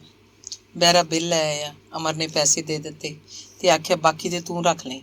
ਉਹ ਖਾਲੀ ਕੱਪ ਚੁੱਕ ਕੇ ਸਲਾਮ ਕਰਕੇ ਚਲਾ ਗਿਆ। ਚਲੀਏ? ਆਖ ਅਮਰ ਉੱਠ ਖੜਾ ਹੋਇਆ। ਦਰਸ਼ਨ ਤੇ ਬਹਾਦਰ ਵੀ ਉੱਠ ਖੜੇ ਹੋਏ। ਸਾਹਮਣੇ ਉਹ 3-4 ਮੁੰਡੇ ਕੁੜੀਆਂ ਦੇ ਨਾਲ ਸੀਮਾ ਆ ਰਹੀ ਸੀ। ਫਿਰ ਕੌਫੀ ਪੀਣ ਚੱਲੇ? ਦਰਸ਼ਨ ਨੇ ਸੀਮਾ ਨੂੰ ਪੁੱਛਿਆ। ਪੀਰੀਅਡ ਤਾਂ ਅੱਜ ਕੋਈ ਲੱਗਣਾ ਨਹੀਂ, ਹੋਰ ਕੀ ਕਰੀਏ? ਸੀਮਾ ਨੇ ਦਰਸ਼ਨ ਨੂੰ ਜਵਾਬ ਦਿੱਤਾ ਤੇ ਅਮਰ ਵੱਲ ਵੀ ਝਾਕੀ। ਉਹ ਲਾਇਬ੍ਰੇਰੀ ਵੱਲ ਨੂੰ ਤੁਰ ਪਏ। ਮੈਨੂੰ ਤਾਂ ਇਹ ਲੜਕੀ ਕੌਣ ਹੈ ਇਹ? ਅਗਾਂਹ ਹੋ ਕੇ ਅਮਰ ਨੇ ਆਖਿਆ ਤੇ ਕੁਝ ਕਹਿੰਦਾ ਰੁਕ ਵੀ ਗਿਆ। ਲੈਕਚਰਰ ਹੈ ਅੰਗਰੇਜ਼ੀ ਡਿਪਾਰਟਮੈਂਟ 'ਚ, ਪੇਂਟਿੰਗ ਬੜੀ ਵਧੀਆ ਕਰਦੀ ਹੈ। ਪਿੱਛੇ ਜਿਹੇ ਇੱਕ ਨੁਮਾਇਸ਼ੀ ਮੁਕਾਬਲੇ 'ਚ ਮੈਡਲ ਮਿਲਿਆ। ਦਰਸ਼ਨ ਨੇ ਦੱਸਿਆ। ਉਹ ਵੀ ਸੀਮਾ ਦੀਦੀ ਬੜੀ ਚੰਗੀ ਹੈ। ਬਹਾਦਰ ਬੋਲਿਆ। ਅਮਰ ਨੇ ਕੋਈ ਉੱਤਰ ਨਾ ਦਿੱਤਾ। ਆਥਣੇ ਆ ਜਾਈਏ ਫਿਰ, ਮੈਂ ਤੇ ਫਿਲਾਸਫਰ? ਬਹਾਦਰ ਨੇ ਲਾਇਬ੍ਰੇਰੀ ਕੋਲ ਪਹੁੰਚ ਕੇ ਅਮਰ ਨੂੰ ਪੁੱਛਿਆ। ਆ ਜਾਇਓ, ਬੇਦਿਲੀ ਜਿਹੀ ਨਾਲ ਅਮਰ ਨੇ ਕਿਹਾ ਤੇ ਬਿਨਾਂ ਉਹਨਾਂ ਵੱਲ ਝਾਕਿਆਂ ਲਾਇਬ੍ਰੇਰੀ ਦੀਆਂ ਪੌੜੀਆਂ ਚੜ੍ਹ ਗਿਆ। ਦਰਸ਼ਨ ਤੇ ਬਹਾਦਰ ਪਰਾਂ ਸਵਰਨਜੀਤ ਵੱਲ ਨੂੰ ਚਲੇ ਗਏ, ਜਿਹੜਾ ਲਾਇਬ੍ਰੇਰੀ ਦੇ ਅੱਗੇ ਲੌਨ 'ਚ ਬੈਠਾ ਘਾਹ ਦੀਆਂ ਤਿੜਾਂ ਤੋੜੀ ਜਾ ਰਿਹਾ ਸੀ ਤੇ ਸ਼ਾਇਦ ਇਸ ਕਰਕੇ ਕਿ ਵੀਨਾ ਵਾਅਦਾ ਕਰਕੇ ਵੀ ਨਹੀਂ ਸੀ ਆਈ। ਆਪਣੀ ਕੈਬਿਨ 'ਚ ਪਹੁੰਚ ਅਮਰ ਨੇ ਬੂਹਾ ਜ਼ਰਾ ਕੁ ਭੇੜ ਲਿਆ। ਮਤਾ ਫਿਰ ਕੋਈ ਆ ਧਮਕੇ। ਘੰਟਾ ਖਰਾਬ ਹੋ ਗਿਆ। ਸੋਚਦਿਆਂ ਉਹਨੇ ਪੁੱਠੀ ਕੀਤੀ ਹੋਈ ਕਿਤਾਬ ਚੁੱਕੀ ਤੇ ਮੁੜ ਉੱਥੋਂ ਹੀ ਪੜ੍ਹਨ ਲੱਗ ਪਿਆ, ਜਿੱਥੇ ਲਿਖਿਆ ਸੀ, ਇੱਕ ਬੇਗਾਨਾ ਮੁਲਕ ਹੈ, ਉਸ ਬੇਗਾਨੇ ਮੁਲਕ ਦਾ ਇੱਕ ਬੇਗਾਨਾ ਸ਼ਹਿਰ ਹੈ, ਉਸ ਬੇਗਾਨੇ ਸ਼ਹਿਰ ਦਾ ਇੱਕ ਹੋਟਲ ਹੈ, ਉਸ ਹੋਟਲ ਦੇ ਇੱਕ ਕਮਰੇ 'ਚ ਜਾਣਿਆ ਪਛਾਣਿਆ ਇੱਕ ਬੰਦਾ ਹੈ, ਜਿਹਨੂੰ ਇੱਕ ਲੜਕੀ ਪੁੱਛਦੀ ਹੈ, ਮੇਰੇ ਨਾਲ ਵਿਆਹ ਕਰੇਂਗਾ? ਉਹ ਆਖਦਾ ਹੈ, ਕਹਿੰਦੀ ਹੈ ਤਾਂ ਮੈਂ ਕਰ ਲਵਾਂਗਾ। ਏਡਾ ਵੱਡਾ ਫੈਸਲਾ? ਇਸ ਸੰਸਾਰ ਤੋਂ ਮੈਂ ਫੈਸਲੇ ਕੁਝ ਵੀ ਵੱਡਾ ਨਹੀਂ। ਵੱਡਾ ਸਿਰਫ ਸਮਾਂ, ਜਿਹਨੇ ਸਭ ਕਾਸੇ ਨੂੰ ਨਿਗਲ ਲੈਣਾ। ਪੜ੍ਹਦਾ ਅਮਰ ਨਾ ਜਾਣੇ ਮਨ ਹੀ ਮਨ ਫਿਰ ਕਿੱਥੇ ਦਾ ਕਿੱਥੇ ਪਹੁੰਚ ਗਿਆ। ਅੰਗ ਦੂਸਰਾ। ਬਹੁਤ ਦੇਰ ਤੱਕ ਅਮਰ ਕੈਬਿਨ 'ਚ ਬੈਠਾ ਪੜ੍ਹਦਾ ਰਿਹਾ ਤੇ ਨਾਲ ਸੋਚਦਾ ਰਿਹਾ। ਕਦੇ ਕਦੇ ਉਹ ਕੈਬਿਨ ਦੀ ਖਿੜਕੀ ਵਿੱਚੋਂ ਬਾਹਰ ਦੂਰ ਖਿਡੌਣਿਆਂ ਵਾਂਗ ਤੁਰੇ ਫਿਰ ਰਹੇ ਲੱਗਦੇ ਲੋਕਾਂ ਵੱਲ ਵੇਖਣ ਲੱਗ ਜਾਂਦਾ। ਦਰਖਤਾਂ ਨੂੰ ਕੰਬਾਉਣ ਵਾਲੀ ਹਵਾ ਇੱਥੋਂ ਤੁਰ ਗਈ ਹੋਈ ਸੀ। ਹੁਣ ਉਹ ਸਭ ਚੁੱਪਚਾਪ ਜਿਵੇਂ ਅੰਤਰ ਧਿਆਨ ਹੋਏ ਖਲੋਤੇ ਸਨ। ਦੁਪਹਿਰ ਢਲਿਆ। ਜਦੋਂ ਉਹਦੇ ਅੰਦਰ ਭੁੱਖ ਨਾਲ ਖੋਹ ਜਿਹੀ ਪਈ, ਉੱਠ ਕੇ ਕੈਂਟੀਨ ਤੋਂ ਦੁੱਧ ਦਾ ਗਲਾਸ ਪੀ ਆਇਆ ਸੀ। ਹੁਣ ਤੱਕ ਲਾਇਬ੍ਰੇਰੀ ਅੰਦਰ ਵੀ ਸੁੰਨਸਾਨ ਹੋ ਚੁੱਕੀ ਸੀ। ਸਿਰਫ ਕਿਸੇ ਕਿਸੇ ਟੇਬਲ ਤੇ ਉਹ ਮੁੰਡਾ ਕੁੜੀ ਬੈਠੇ ਰਹਿ ਗਏ ਸਨ, ਜਿਹੜੇ ਇੱਕ ਦੂਜੇ ਦੇ ਕਾਰਨ ਵਕਤ ਦੀ ਹੋਂਦ ਭੁੱਲ ਗਏ ਸਨ। ਇਹ ਵੀ ਇੱਕ ਸੰਸਾਰ ਹੈ, ਅਮਰ ਨੇ ਕਿਤਾਬਾਂ ਨਾਲ ਭਰੀਆਂ ਸ਼ੈਲਫਾਂ ਵੱਲ ਤੱਕ ਕੇ ਸੋਚਿਆ। ਵਾਪਸ ਕੈਬਿਨ 'ਚ ਆ ਗਿਆ, ਸਿਗਰਟ ਸੁਲਗਾ ਲਈ, ਫਿਰ ਬੈਠ ਕੇ ਲਿਸਟ ਬਣਾਉਣ ਲੱਗ ਪਿਆ। ਜੋ ਕੁਝ ਅਜੇ ਪੜ੍ਹਨ ਵਾਲਾ ਪਿਆ ਹੈ, ਫਿਲਾਸਫੀ, ਧਰਮ, ਸਾਹਿਤ, ਮਨੋਵਿਗਿਆਨ, ਸੋਸ਼ੀਓਲੋਜੀ, ਫੋਕਲੋਰ ਆਦਿ ਵਿੱਚ ਕਿੰਨੇ ਹੀ ਨਾਂ ਬੜੀ ਤੇਜ਼ੀ ਨਾਲ ਉਹਦੇ ਦਿਮਾਗ 'ਚੋਂ ਲੰਘੇ, ਜਿਨ੍ਹਾਂ ਦਾ ਕਿੰਨਾ ਹੀ ਕੁਝ ਅਜੇ ਉਹਨੇ ਪੜ੍ਹਨਾ ਸੀ। ਕੀ ਕਿਸੇ ਸਟੇਜ 'ਤੇ ਜਾ ਕੇ ਪੜ੍ਹਨਾ ਆਪਣੇ ਵਿੱਚ ਇੱਕ ਨਸ਼ਾ ਨਹੀਂ ਬਣ ਜਾਂਦਾ? ਨਾਲੇ ਫਾਇਦਾ ਵੀ ਕੀ ਇਸ ਸਭ ਕਾਸੇ ਦਾ ਜਦੋਂ ਇੱਕ ਦਿਨ ਮਰ ਹੀ ਜਾਣਾ। ਅਮਰ ਆਪਣੇ ਮਨ ਨਾਲ ਆਪ ਹੀ ਗੱਲਾਂ ਕਰ ਰਿਹਾ ਸੀ। ਕੋਈ ਸੁਣੇ ਤਾਂ ਹੱਸੇ, ਆਪਣੇ ਆਪ ਨਾਲ ਤਾਂ ਕੀ, ਉਹ ਤਾਂ ਕਦੇ ਹਵਾ ਨਾਲ, ਕਦੇ ਰੁੱਖਾਂ ਨਾਲ, ਕਦੇ ਆਪਣੇ ਕਮਰੇ ਨਾਲ, ਕਦੇ ਕਿਸੇ ਕਿਤਾਬ ਨਾਲ ਇਉਂ ਗੱਲਾਂ ਕਰਨ ਲੱਗ ਜਾਂਦਾ ਜਿਵੇਂ ਉਹ ਸਭ ਜਿਉਂਦੇ ਹੋਣ। ਪਰ ਇੱਕ ਗੱਲ ਹੈ, ਗੱਲਾਂ ਸਭ ਉਹ ਆਪਣੇ ਮਨ 'ਚ ਹੀ ਕਰਦਾ। ਇਸੇ ਲਈ ਲੋਕਾਂ ਨੂੰ ਉਹ ਹਮੇਸ਼ਾ ਚੁੱਪਚਾਪ ਜਿਹਾ ਬੰਦਾ ਹੀ ਲੱਗਦਾ ਰਹਿੰਦਾ। ਉਹ ਮੁੜ ਪੜ੍ਹਨ ਲੱਗ ਪਿਆ। ਚੈਪਟਰ ਮੁਕਾ ਕੇ ਘੜੀ ਵੇਖੀ, ਕਾਫੀ ਟਾਈਮ ਹੋ ਗਿਆ ਸੀ। ਸਿਗਰਟਾਂ ਦੀ ਡੱਬੀ ਚੁੱਕ ਕੇ ਜੇਬ 'ਚ ਪਾਈ, ਕਿਤਾਬਾਂ ਇਕੱਠੀਆਂ ਕੀਤੀਆਂ ਤੇ ਇਸ਼ੂ ਕਰਵਾਉਣ ਲਈ ਟਿਕਟਾਂ ਮੇਜ਼ ਦੇ ਦਰਾਜ਼ ਵਿੱਚੋਂ ਕੱਢੀਆਂ। ਇਹ ਕਿਨੇ ਲਿਜਾਣੀਆਂ ਨੇ? ਸੋਚ ਉਹਨੇ ਟਿਕਟਾਂ ਮੁੜ ਉੱਥੇ ਹੀ ਰੱਖ ਦਿੱਤੀਆਂ। ਕੈਬਿਨ ਨੂੰ ਜੰਦਰਾ ਮਾਰਿਆ, ਕਿਤਾਬਾਂ ਸ਼ੈਲਫ 'ਤੇ ਰੱਖਣ ਆ ਗਿਆ। ਇੱਕ ਖੁੰਝੇ ਸੀਮਾ ਬੈਠੀ ਪੜ੍ਹ ਰਹੀ ਸੀ। ਅਮਰ ਨੂੰ ਹੈਰਾਨੀ ਹੋਈ। ਲੈਸਨ ਤਿਆਰ ਕਰਨਾ ਹੋਣਾ ਹੈ, ਸੋਚ ਉਹ ਵਿਅੰਗ ਨਾਲ ਮੁਸਕਰਾਇਆ। ਸੀਮਾ ਨੇ ਉਸ ਵੱਲ ਵੇਖਿਆ ਤੇ ਬਿਨਾਂ ਗੌਲਿਆਂ ਕਿਤਾਬ ਵਿੱਚੋਂ ਕਾਗਜ਼ ਉੱਤੇ ਕੁਝ ਨੋਟ ਕਰਦੀ ਰਹੀ। ਅਮਰ ਹੌਲੀ ਹੌਲੀ ਮੂੰਹ ਨਾਲ ਸੀਟੀ ਵਜਾਉਂਦਾ ਲਾਇਬ੍ਰੇਰੀ ਦੀਆਂ ਪੌੜੀਆਂ ਉੱਤਰ ਬੱਸ ਸਟਾਪ ਵੱਲ ਨੂੰ ਤੁਰ ਪਿਆ। ਚੱਲੇ ਘਰ ਨੂੰ? ਰਾਹ 'ਚ ਮਿਲ ਗਈ ਸ਼ਰਮੇ ਨੇ ਪੁੱਛਿਆ। ਹਾਂ, ਤੁਸੀਂ ਨਹੀਂ ਚੱਲਣਾ? ਆਪਾਂ ਦਾ ਘਰ ਰਾਤ ਕੱਟਣ ਮਸਾਂ ਜਾਈਦਾ ਹੈ। ਲੜਦੀ ਨਹੀਂ ਫਿਰ ਸ਼੍ਰੀਮਤੀ? ਅਮਰ ਨੇ ਜਿਵੇਂ ਮਜ਼ਾਕ ਕੀਤਾ। ਲੜਦੀ ਛੱਡ, ਉਹ ਲੜ ਕੇ ਚਲੀ ਵੀ ਗਈ ਹੋਈ ਹੈ। ਮੈਂ ਤਾਂ ਆਖਦਾ, ਜੇ ਤੁਸੀਂ ਸੁਖੀ ਰਹਿਣਾ ਚਾਹੁੰਦੇ ਹੋ ਤਾਂ ਬਸ 2-2.5 ਜਮਾਤਾਂ ਪੜ੍ਹੀ ਕੁੜੀ ਨਾਲ ਵਿਆਹ ਕਰਾਓ, ਸ਼ਰਮੇ ਨੇ ਜਿਵੇਂ ਆਪਣੇ ਤਜਰਬੇ ਤੋਂ ਦੱਸਿਆ। ਜਿਹੜੀ ਭਾਵੇਂ 1 ਕਿਲੋ ਟਿੰਡੇ ਨੂੰ 1 ਕਿਲੋ ਟਿੱਡੇ ਹੀ ਲਿਖੇ, ਅਮਰ ਨੇ ਹੱਸ ਕੇ ਪੁੱਛਿਆ। ਸ਼ਰਮੇ ਨੇ ਮਲਕ ਦੇ ਕੇ ਪੈਂਟ ਦੀ ਜੇਬ 'ਚ ਹੱਥ ਪਾਇਆ। ਆਪਣੇ ਜਾਣੇ ਅਮਰ ਤੋਂ ਅੱਖ ਬਚਾ ਕੇ ਇੱਕ ਗੋਲੀ ਫੱਟ ਦੇ ਕੇ ਮੂੰਹ 'ਚ ਪਾ ਲਈ ਤੇ ਉੱਥੇ ਮੂੰਹ ਬੰਦ ਕਰ ਲਿਆ। ਪਰ ਅਮਰ ਨੇ ਉਹਨੂੰ ਦੇਖ ਲਿਆ ਸੀ। ਕੀ ਖਾ ਰਹੇ ਹੋ ਚੋਰੀ ਚੋਰੀ? ਅਮਰ ਨੇ ਜਾਣ ਕੇ ਪੁੱਛਿਆ। ਗੋਲੀ ਹੈ, ਲੈਣੀ ਹੈ? ਸ਼ਰਮੇ ਨੇ ਦੂਜੀ ਗੋਲੀ ਜੇਬ 'ਚੋਂ ਕੱਢ ਉਸ ਅੱਗੇ ਕਰਦੇ ਨੇ ਪੁੱਛਿਆ। ਨਹੀਂ, ਪਰ ਤੁਸੀਂ ਕਾਹਦੇ ਲਈ ਖਾਂਦੇ ਹੋ ਇਹ ਗੋਲੀਆਂ? ਅਮਰ ਨੇ ਸਮਝਦਿਆਂ ਹੋਇਆਂ ਵੀ ਕਿ ਨਸ਼ੇ ਦੀਆਂ ਗੋਲੀਆਂ ਨੇ ਪੁੱਛਿਆ। ਇਹ ਗੋਲੀਆਂ ਬਸ ਕਮਾਲ ਨੇ, ਇੱਕ ਵਾਰੀ ਤਾਂ ਬੰਦੇ ਨੂੰ ਬਾਦਸ਼ਾਹ ਬਣਾ ਦਿੰਦੀਆਂ ਨੇ, ਸਭ ਦੁੱਖ ਟੁੱਟ ਜਾਂਦੇ ਨੇ। ਨਾਲੇ ਮੇਰਾ ਇੱਕ ਫਰੈਂਡ ਦੱਸਦਾ ਸੀ ਇਹ ਸਿਹਤ 'ਤੇ ਵੀ ਕੋਈ ਬੁਰਾ ਅਸਰ ਨਹੀਂ ਕਰਦੀਆਂ, ਦੂਜੀਆਂ ਮੈਨਡਰੈਕਸ ਆਦਿ ਵਾਂਗੂ। ਅਮਰ ਨੇ ਭੌਂ ਕੇ ਨਾਲ ਤੁਰੇ ਆ ਰਹੇ ਸ਼ਰਮੇ ਵੱਲ ਦੇਖਿਆ। ਸ਼ਰਮੇ ਦੇ ਜਿਵੇਂ ਪੈਰ ਲੜਖੜਾ ਗਏ, ਪਤਾ ਨਹੀਂ ਗੋਲੀ ਦੇ ਇੱਕਦਮ ਨਸ਼ੇ ਕਾਰਨ ਜਾਂ ਅਮਰ ਦੇ ਉਸ ਵਾਲਿਓਂ ਝਾਕਣ ਕਾਰਨ। ਫਿਰ ਉਹ ਦੋ ਅਜਨਬੀਆਂ ਵਾਂਗ ਚੁੱਪਚਾਪ ਬੱਸ ਸਟਾਪ ਤੇ ਇੱਕ ਦੂਜੇ ਦੇ ਨਾਲ ਤੁਰਦੇ ਗਏ। ਬੱਸ ਸਟਾਪ ਤੇ ਪਹਿਲਾਂ ਹੀ ਕਾਫੀ ਲੋਕ ਖੜੇ ਸਨ। ਇੱਕ ਭਰੀ ਹੋਈ ਬੱਸ ਆ ਕੇ ਰੁਕੀ। ਲੋਕ ਧੱਕਮ ਧੱਕੀ ਹੋ ਕੇ ਚੜ੍ਹਨ ਲੱਗੇ। ਅਮਰ ਸਹਿਜ ਭਾਅ ਨਾਲ ਪਿੱਛੇ ਖੜਾ ਵਾਰੀ ਉਡੀਕਦਾ ਰਿਹਾ। ਕੁਝ ਲੋਕ ਬੱਸ ਚੜ੍ਹ ਗਏ, ਕੁਝ ਲਟਕ ਗਏ, ਬੱਸ ਤੁਰ ਗਈ। ਅਮਰ ਅਗਲੀ ਬੱਸ ਨੂੰ ਉਡੀਕਣ ਲੱਗਿਆ।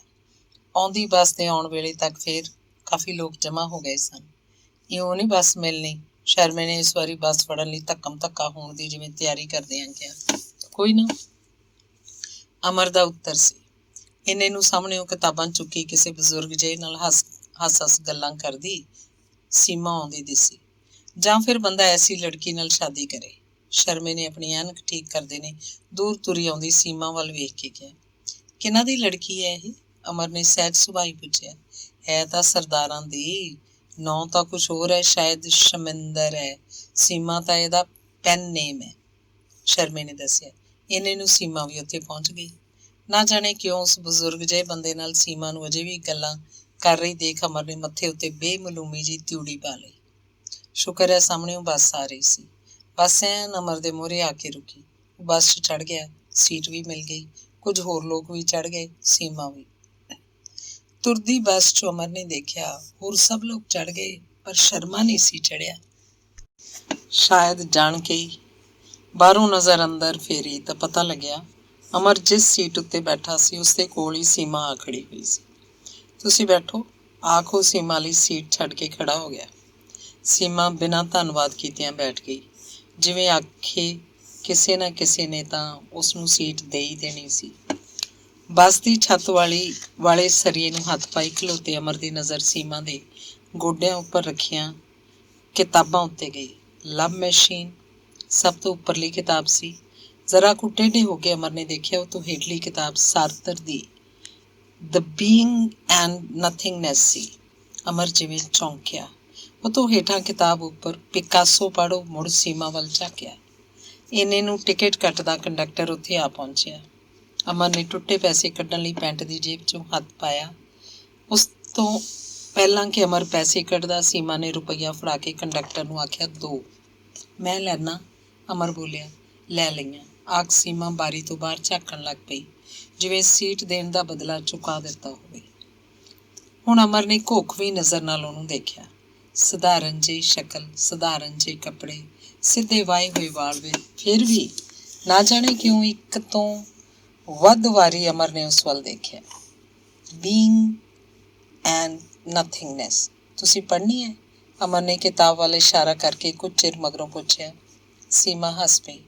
ਅਮਰ ਨੂੰ ਸਮਝ ਨਾ ਲੱਗੀ ਕਿ ਹੱਸਣ ਵਾਲੀ ਇਸ 'ਚ ਕੀ ਗੱਲ ਸੀ। ਤੁਹਾਨੂੰ ਚਾਹੀਦੀ ਹੈ ਤਾਂ ਲੈ ਲਓ। ਸੀਮਾ ਨੇ ਇਸ ਕਿਤਾਬ ਨੂੰ ਵਿਚਕਾਰੋਂ ਕੱਢ ਸਭ ਕਿਤਾਬਾਂ ਦੇ ਉੱਪਰ ਰੱਖਦਿਆਂ ਆਖਿਆ। ਇਸ ਵਾਰੀ ਅਮਰ ਹੱਸ ਪਿਆ। ਇਸ ਵਾਰੀ ਸੀਮਾ ਨੂੰ ਸਮਝ ਨਾ ਲੱਗੀ ਕਿ ਹੱਸਣ ਵਾਲੀ ਇਸ 'ਚ ਕੀ ਗੱਲ ਸੀ। ਉਹ ਬਜ਼ੁਰਗ ਆਦਮੀ ਜਿਹੜਾ ਬੱਸ ਸਟਾਪ 'ਤੇ ਸੀਮਾ ਨਾਲ ਗੱਲਾਂ ਕਰ ਰਿਹਾ ਸੀ, ਕਈ ਵਾਰ ਪਿਛਾਂਹ ਭੌਂ ਕੇ ਤੱਕਦਾ ਰਿਹਾ। ਇੱਕ ਦੋ ਵਾਰੀ ਤਾਂ ਸ਼ਾਇਦ ਇਹ ਪੁੱਛਣ ਲਈ ਕਿ ਸੀਮਾ ਨੇ ਉਹਦੀ ਟਿਕਟ ਲੈ ਲਈ ਹੈ ਜਾਂ ਉਹ ਸੀਮਾ ਦੀ ਵੀ ਲੈ ਲਵੇ। ਅਤੇ ਜਦੋਂ ਅਮਰ ਨੇ ਇਸ਼ਾਰੇ ਨਾਲ ਹੀ ਸਮਝਾ ਦਿੱਤਾ ਕਿ ਅਸੀਂ ਲੈ ਲਈਆਂ ਅਤੇ ਤੁਸੀਂ ਆਪਣੀ ਲੈ ਲਓ, ਤਾਂ ਇਹ ਦੇਖਣ ਲਈ ਕਿ ਇਹ ਪ੍ਰੋਫੈਸਰ ਹੈ ਕੌਣ, ਉਹ ਖਾਸ ਗੌਰ ਨਾਲ ਉੱਧਰ ਝਾਕਿਆ। ਅਮਰ ਤੇ ਸੀਮਾ ਨੇ ਮੁੜ ਆਪਸ 'ਚ ਕੋਈ ਗੱਲ ਨਾ ਕੀਤੀ। ਸਾਰੇ ਬੂਹੇ ਬਾਰੀਆਂ ਬੰਦ ਵਾਲੀ ਹਵਾੜ ਨਾਲ ਭਰੀ ਟਿੱਕ ਡੋਲੇ ਖਾਂਦੀ ਬੱਸ ਅੱਡੇ ਵੱਲ ਜਾ ਰਹੀ ਸੀ। ਇਹ ਲੋਕਲ ਬੱਸ ਨਹੀਂ ਸੀ। ਲੰਮਾ ਸਫ਼ਰ ਕਰਕੇ ਆਇਆ ਡਰਾਈਵਰ ਅੱਕਿਆ ਥੱਕਿਆ ਪ੍ਰਤੀਤ ਹੁੰਦਾ ਸੀ, ਪਰ ਐਕਸੀਡੈਂਟ ਹੋਇਆ ਨਹੀਂ। ਬੱਸ ਅੱਡੇ 'ਤੇ ਲਿਆ ਕੇ ਉਤਰਨ ਲਈ ਕਾਹਲੀਆਂ ਪਈਆਂ ਸਵਾਰੀਆਂ ਦੀ ਪਰਵਾਹ ਨਾ ਕਰਦਿਆਂ ਡਰਾਈਵਰ ਨੇ ਲੰਮਾ ਚੱਕਰ ਕੱਟ ਕੇ ਬੱਸ ਨੂੰ ਥਾਂ ਟਿਕਾਣੇ ਖੜ੍ਹਾ ਕੀਤਾ ਅਤੇ ਛਾਲ ਮਾਰ ਕੇ ਹੇਠਾਂ ਉਤਰ ਆਇਆ। ਸੀਟ ਹੇਠੋਂ ਪਰਨਾ ਕੱਢ ਜੁੱਤੀ ਝਾੜੀ, ਜਿਵੇਂ ਸਫ਼ਰ ਦੀ ਥਕਾਵਟ ਝਾੜ ਰਿਹਾ ਹੋਵੇ। ਰਿਕਸ਼ਿਆਂ ਵਾਲੇ ਮੂਹਰੇ ਹੋ ਕੇ ਪੁੱਛ ਰਹੇ ਸਨ। ਸੀਮਾ ਮੋਰਲੀ ਤਾਕੀ ਵਿੱਚੋਂ ਅਮਰ ਦੇ ਮਗਰ ਉਤਰੀ। ਝਿਜਕਦਿਆਂ ਬਿਨਾਂ ਉਹ ਉਸ ਵੱਲ ਤੱਕਿਆਂ ਸੜਕ 'ਤੇ ਆ ਕੇ ਰਿਕਸ਼ਾ 'ਚ ਬੈਠ ਕੇ ਚਲੀ ਗਈ। ਉਹਨੇ ਰਿਕਸ਼ੇ ਵਾਲੇ ਤੋਂ ਪੈਸੇ ਵੀ ਨਹੀਂ ਸੀ ਪੁੱਛੇ। ਬੱਸ ਸਟਾਪ ਦੇ ਨੇੜੇ ਇੱਕ ਹੋਟਲ 'ਚ ਬੈਠ ਕੇ ਅਮਰ ਨੇ ਚਾਹ ਪੀਤੀ।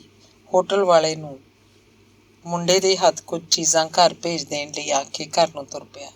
ਉਹ ਇੱਥੋਂ ਨੇੜੇ ਹੀ ਰਹਿੰਦਾ ਸੀ। ਉਹਦੇ ਘਰ ਨੂੰ ਘਰ ਆਖਣਾ ਸ਼ਾਇਦ ਠੀਕ ਨਹੀਂ। ਉੱਪਰਲੀ ਮੰਜ਼ਿਲ ਉੱਤੇ ਇੱਕ ਵੱਡਾ ਸਾਰਾ ਕਮਰਾ, ਕਮਰੇ ਨਾਲ ਰਸੋਈ, ਗੁਸਲਖਾਨਾ ਅਤੇ ਸਾਹਮਣੇ ਵੱਡਾ ਸਾਰਾ ਵਿਹੜਾ। ਵਿਹੜੇ 'ਚ ਗਮਲਿਆਂ 'ਚ ਲੱਗੇ ਕੁਝ ਕੈਕਟਸ ਦੇ ਬੂਟੇ, ਜਿਨ੍ਹਾਂ ਨੂੰ ਕਦੇ ਉਹ ਪਾਣੀ ਪਾ ਦਿੰਦਾ, ਕਦੇ ਪਾਣੀ ਪਾਉਣਾ ਭੁੱਲ ਜਾਂਦਾ। ਇਸ ਰੁੱਤ 'ਤੇ ਉਹਨਾਂ ਉੱਪਰ ਲਾਲ ਫੁੱਲ ਤਾਂ ਸੀ ਕੋਈ, ਪਰ ਪੱਤਾ ਕੋਈ ਨਹੀਂ ਸੀ ਦਿਸਦਾ। ਹਾਂ, ਕੰਡੇ ਬਹੁਤ ਸਨ। ਈਸਾਈ ਘਰਾਂ 'ਚ ਕੈਕਟਸ ਦੀ ਇਸ ਕਿਸਮ ਨੂੰ ਬੜਾ ਮੁਤਬਰਕ ਸਮਝਿਆ ਜਾਂਦਾ ਹੈ। ਕ੍ਰਾਈਸਟ ਨੂੰ ਇਸ ਕੰਡਿਆਂ ਵਾਲੇ ਕੈਕਟਸ ਦਾ ਤਾਜ ਪਹਿਨਾ ਕੇ ਉਹਦੇ ਬਾਦਸ਼ਾਹ ਹੋਣ ਦਾ ਮਜ਼ਾਕ ਕੀਤਾ ਗਿਆ ਸੀ, ਅਤੇ ਇਸੇ ਕੈਕਟਸ ਦੇ ਕੰਡਿਆਂ ਵਾਲੇ ਤਾਜ ਦੇ ਬਾਦਸ਼ਾਹ ਦੀ ਬਾਦਸ਼ਾਹਤ ਅੱਜ ਵੀ ਕਰੋੜਾਂ ਲੋਕਾਂ ਦੇ ਮਨਾਂ 'ਚ ਕਾਇਮ ਹੈ, ਅਤੇ ਨਾਲ ਹੀ ਕੰਡਿਆਂ ਵਾਲੇ ਕੈਕਟਸ ਦੀ ਕਦਰ ਵੀ। ਪਰ ਅਮਰ ਨੇ ਕੈਕਟਸ ਸਿਰਫ ਇਸ ਲਈ ਲਗਾਇਆ ਸੀ ਕਿ ਇਹ ਬੂਟਾ ਤੁਹਾਡਾ ਬਹੁਤਾ ਧਿਆਨ ਨਹੀਂ ਮੰਗਦਾ ਅਤੇ ਸਾਰੀਆਂ ਰੁੱਤਾਂ 'ਚ ਆਬਾਦ ਰਹਿੰਦਾ ਹੈ। ਕਦੇ ਕਦੇ ਕੈਕਟਸ ਦਾ ਲਾਲ ਸੂਹਾ ਫੁੱਲ ਉਹ ਆਪਣੇ ਕੋਟ 'ਤੇ ਵੀ ਲਗਾ ਲੈਂਦਾ ਸੀ। ਇੱਕ ਬੂਟਾ ਚੁੱਕ ਕੇ ਉਹਨੇ ਕਮਰੇ ਦੇ ਅੰਦਰ ਵੀ ਰੱਖ ਲਿਆ ਸੀ। ਜਦੋਂ ਇੱਕ ਦਿਨ ਕਮਰਾ ਉਹਨੂੰ ਕੁਝ ਸੁੰਨਾ ਸੁੰਨਾ ਲੱਗਿਆ ਸੀ। ਕਮਰੇ 'ਚ ਬਹੁਤ ਕੁਝ ਹੈ ਵੀ ਕੀ ਸੀ। ਇੱਕ ਮੰਜਾ, 2 ਕੁਰਸੀਆਂ, ਇੱਕ ਮੇਜ਼ ਤੇ ਇੱਕ ਅਲਮਾਰੀ।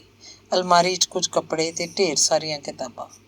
ਅਲਮਾਰੀ ਦੇ ਸਭ ਤੋਂ ਹੇਠਲੇ ਖਾਨੇ 'ਚ ਕਈ ਸ਼ਰਾਬ ਦੀਆਂ ਖਾਲੀ ਬੋਤਲਾਂ, ਕੁਝ ਅੱਧੀਆਂ ਪਚੱਧੀਆਂ ਸਿਗਰਟਾਂ ਦੀਆਂ ਡੱਬੀਆਂ ਅਤੇ ਟੌਨਿਕਾਂ ਦੀਆਂ ਸ਼ੀਸ਼ੀਆਂ ਪਈਆਂ ਸਨ। ਜਦੋਂ ਪੌੜੀਆਂ ਚੜ੍ਹ ਕੇ ਉੱਪਰ ਪਹੁੰਚਿਆ ਤਾਂ ਦੇਖਿਆ ਰਸੋਈ ਵਿੱਚੋਂ ਚਾਬੀ ਚੁੱਕ ਕੇ ਦਰਸ਼ਨ ਤੇ ਬਹਾਦਰ ਪਹਿਲਾਂ ਹੀ ਕਮਰੇ ਦੇ ਅੰਦਰ ਬੈਠੇ ਸਨ। ਆਓ ਪ੍ਰੋਫੈਸਰ ਸਾਹਿਬ ਆਓ, ਬਹਾਦਰ ਨੇ ਖੜ੍ਹੇ ਹੁੰਦਿਆਂ ਇਉਂ ਆਖਿਆ ਜਿਵੇਂ ਕਿਸੇ ਮਹਿਮਾਨ ਨੂੰ ਆਖੀਦਾ। ਅਮਰ ਨੇ ਕਿਤਾਬਾਂ ਮੇਜ਼ ਉੱਤੇ ਰੱਖੀਆਂ, ਜੁੱਤੀ ਲਾਈ ਤੇ ਗੁਸਲਖਾਨੇ 'ਚ ਕੱਪੜੇ ਬਦਲਣ ਚਲਾ ਗਿਆ। ਕੱਪੜੇ ਬਦਲ ਸਿਗਰਟ ਸੁਲਗਾ ਉਹ ਮੰਜੇ ਉੱਤੇ ਟੇਢਾ ਹੋ ਗਿਆ। ਬੜਾ ਚਿਰ ਲਾਏ ਲਾਇਬ੍ਰੇਰੀ। ਬਹਾਦਰ ਨੇ ਪੱਗ ਲਾ ਕੇ ਸਿਗਰਟ ਸੁਲਗਾਉਂਦਿਆਂ ਆਖਿਆ, ਬੇਕਾਰ ਹੈ, ਸਭ ਕੁਝ ਹੀ ਬੇਕਾਰ, ਬੇਮਤਲਬ। ਅਮਰ ਨਾ ਜਾਣੇ ਕਿਹਨੂੰ ਕਿਸ ਗੱਲ ਬਾਰੇ ਕੀ ਆਖ ਰਿਹਾ ਸੀ। ਬਣਾਓ ਫਿਰ ਕੋਈ ਮਤਲਬ ਇਸ ਬੇਕਾਰ ਬੇਮਤਲਬ ਦਾ। ਬਹਾਦਰ ਸਿਰ ਖੁਰਕਦਾ ਬੋਲਿਆ, ਆ ਰਿਹਾ ਮੁੰਡਾ ਹੋਟਲ ਤੋਂ ਸਭ ਕੁਝ ਲੈ ਕੇ। ਤੁਸੀਂ ਗਲਤ ਸਮਝ ਗਏ ਪ੍ਰੋਫੈਸਰ ਸਾਹਿਬ, ਪੀਣੀ ਤਾਂ ਅੱਜ ਹੈ ਹੀ ਨਹੀਂ। ਹਾਂ ਕੱਲ ਸਹੀ, ਕੱਲ ਨੂੰ ਫਿਰ ਸਹੀ, ਅਮਰ ਬੋਲਿਆ। ਅੱਜ ਤਾਂ ਉੱਕਾ ਹੀ ਨਹੀਂ, ਬਹਾਦਰ ਨੇ ਸਿਰ ਫੇਰਦਿਆਂ ਆਖਿਆ। ਤੁਸੀਂ ਹੈਰਾਨ ਹੋ ਰਹੇ ਹੋ, ਦਰਸ਼ਨ ਬੋਲਿਆ, ਕਿ ਬਹਾਦਰ ਅੱਜ ਪੀਣ ਨੂੰ ਨਾ ਕਰ ਰਿਹਾ। ਅਸਲ 'ਚ ਅੱਜ ਸਾਰਿਆਂ ਨੇ ਮੈਡਮ ਸੀਮਾ ਦੇ ਘਰ ਸਾਗ ਤੇ ਮੱਕੀ ਦੀਆਂ ਰੋਟੀਆਂ ਖਾਣ ਜਾਣਾ। ਬੇਜੀ ਨੂੰ ਕੱਲ ਦਾ ਕਿਹਾ ਹੋਇਆ। ਬੇਜੀ ਕੌਣ? ਅਮਰ ਨੇ ਪੁੱਛਿਆ। ਮੈਡਮ ਸੀਮਾ ਦੀ ਮਾਂ, ਬਸ ਕਮਾਲ ਦੀ ਔਰਤ ਹੈ ਬੇਜੀ ਵੀ। ਤੁਸੀਂ ਵੀ ਚੱਲਿਓ। ਮੈਂ? ਨਾ ਨਾ। ਹੋਰ ਕੌਣ ਕੌਣ ਜਾ ਰਿਹਾ? ਅਮਰ ਨੇ ਪੁੱਛਿਆ। ਹੋਰ ਹੋਰ ਊਸ਼ਾ, ਹਰਜੀਤ, ਸੁਰਿੰਦਰ, ਪ੍ਰਕਾਸ਼, ਯਾਨੀ ਸਾਰੇ ਹੀ। ਅਮਰ ਅੱਗੋਂ ਕੁਝ ਨਹੀਂ ਬੋਲਿਆ।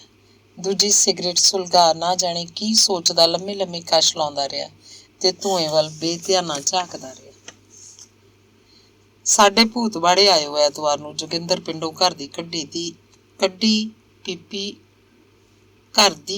ਦੀ ਪੀਪੀ ਭਰ ਕੇ ਲਿਆ ਰਿਹਾ। ਬਹਾਦਰ ਨੇ ਜਿਵੇਂ ਵਾਛਾਂ ਖਿਡਾਉਂਦਿਆਂ ਦੱਸਿਆ। ਅੱਛਾ, ਅਮਰ ਨੇ ਆਖਿਆ। ਪਰ ਬਹਾਦਰ ਜਾਣਦਾ ਸੀ ਇਸ ਅੱਛਾ ਦਾ ਕੋਈ ਮਤਲਬ ਨਹੀਂ। ਅਮਰ ਕਦੇ ਕਿਸੇ ਕੋਲ ਨਹੀਂ ਸੀ ਜਾਂਦਾ, ਜਾਂ ਆਖੋ ਕਿਧਰੇ ਵੀ ਨਹੀਂ ਸੀ ਜਾਂਦਾ। ਯੂਨੀਵਰਸਿਟੀ ਤੋਂ ਆ ਕੇ ਇਸ ਕਮਰੇ 'ਚ ਪਿਆ ਪੜ੍ਹਦਾ ਰਹਿੰਦਾ, ਥੱਕ ਜਾਂਦਾ ਕਿਤਾਬ ਰੱਖ ਕੇ ਸਿਗਰਟ ਪੀਂਦਾ, ਜਾਂ ਫਿਰ ਪਿਆ ਚੁੱਪਚਾਪ ਛੱਤ ਵੱਲ ਝਾਕਦਾ ਰਹਿੰਦਾ, ਜਾਂ ਉੱਠ ਕੇ ਚਾਹ ਬਣਾਉਂਦਾ, ਘੁੱਟ ਪੀਂਦਾ, ਕੁਝ ਸੋਚਦਾ ਰਹਿੰਦਾ। ਇਹ ਕਮਰਾ ਤੇ ਕਿਤਾਬਾਂ ਹੀ ਜਿਵੇਂ ਉਹਦਾ ਸਾਰਾ ਸੰਸਾਰ ਸਨ।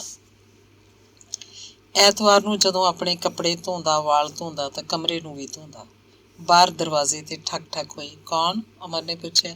ਅੰਕਲ ਅਸੀਂ ਹਾਂ, ਕਿਸੇ ਬੱਚੇ ਦੀ ਆਵਾਜ਼ ਸੀ। ਉਹ ਬੰਟੀ? ਆਖਦਾ ਅਮਰ ਉੱਠ ਕੇ ਬਾਹਰ ਗਿਆ। ਬੰਟੀ, ਬਬਲੀ, ਡੱਬੂ ਤੇ ਘੋਨਾ ਖੜੇ ਉਡੀਕ ਰਹੇ ਸਨ। ਅੰਕਲ ਬੰਟੇ ਖੇਡੀਏ? ਬੰਟੀ ਨੇ ਅਮਰ ਦੀ ਬਾਂਹ ਨੂੰ ਲਿਪਟਦਿਆਂ ਪੁੱਛਿਆ। ਦੇਖੋ ਅੱਜ ਤਾਂ ਮੇਰੇ ਫਰੈਂਡ ਆਏ ਹੋਏ ਨੇ, ਕੱਲ ਖੇਡਾਂਗੇ। ਅਮਰ ਨੇ ਘੋਨੇ ਦੇ ਸਿਰ ਤੇ ਹੱਥ ਫੇਰਦਿਆਂ ਕਿਹਾ। ਸਵੇਰੇ ਤੋਂ ਕਹਿੰਦੇ ਸੀ ਹੱਥ ਨਹੀਂ ਖੇਡਾਂਗੇ। ਬੰਟੀ ਨੇ ਰੋਸ ਪ੍ਰਗਟ ਕੀਤਾ।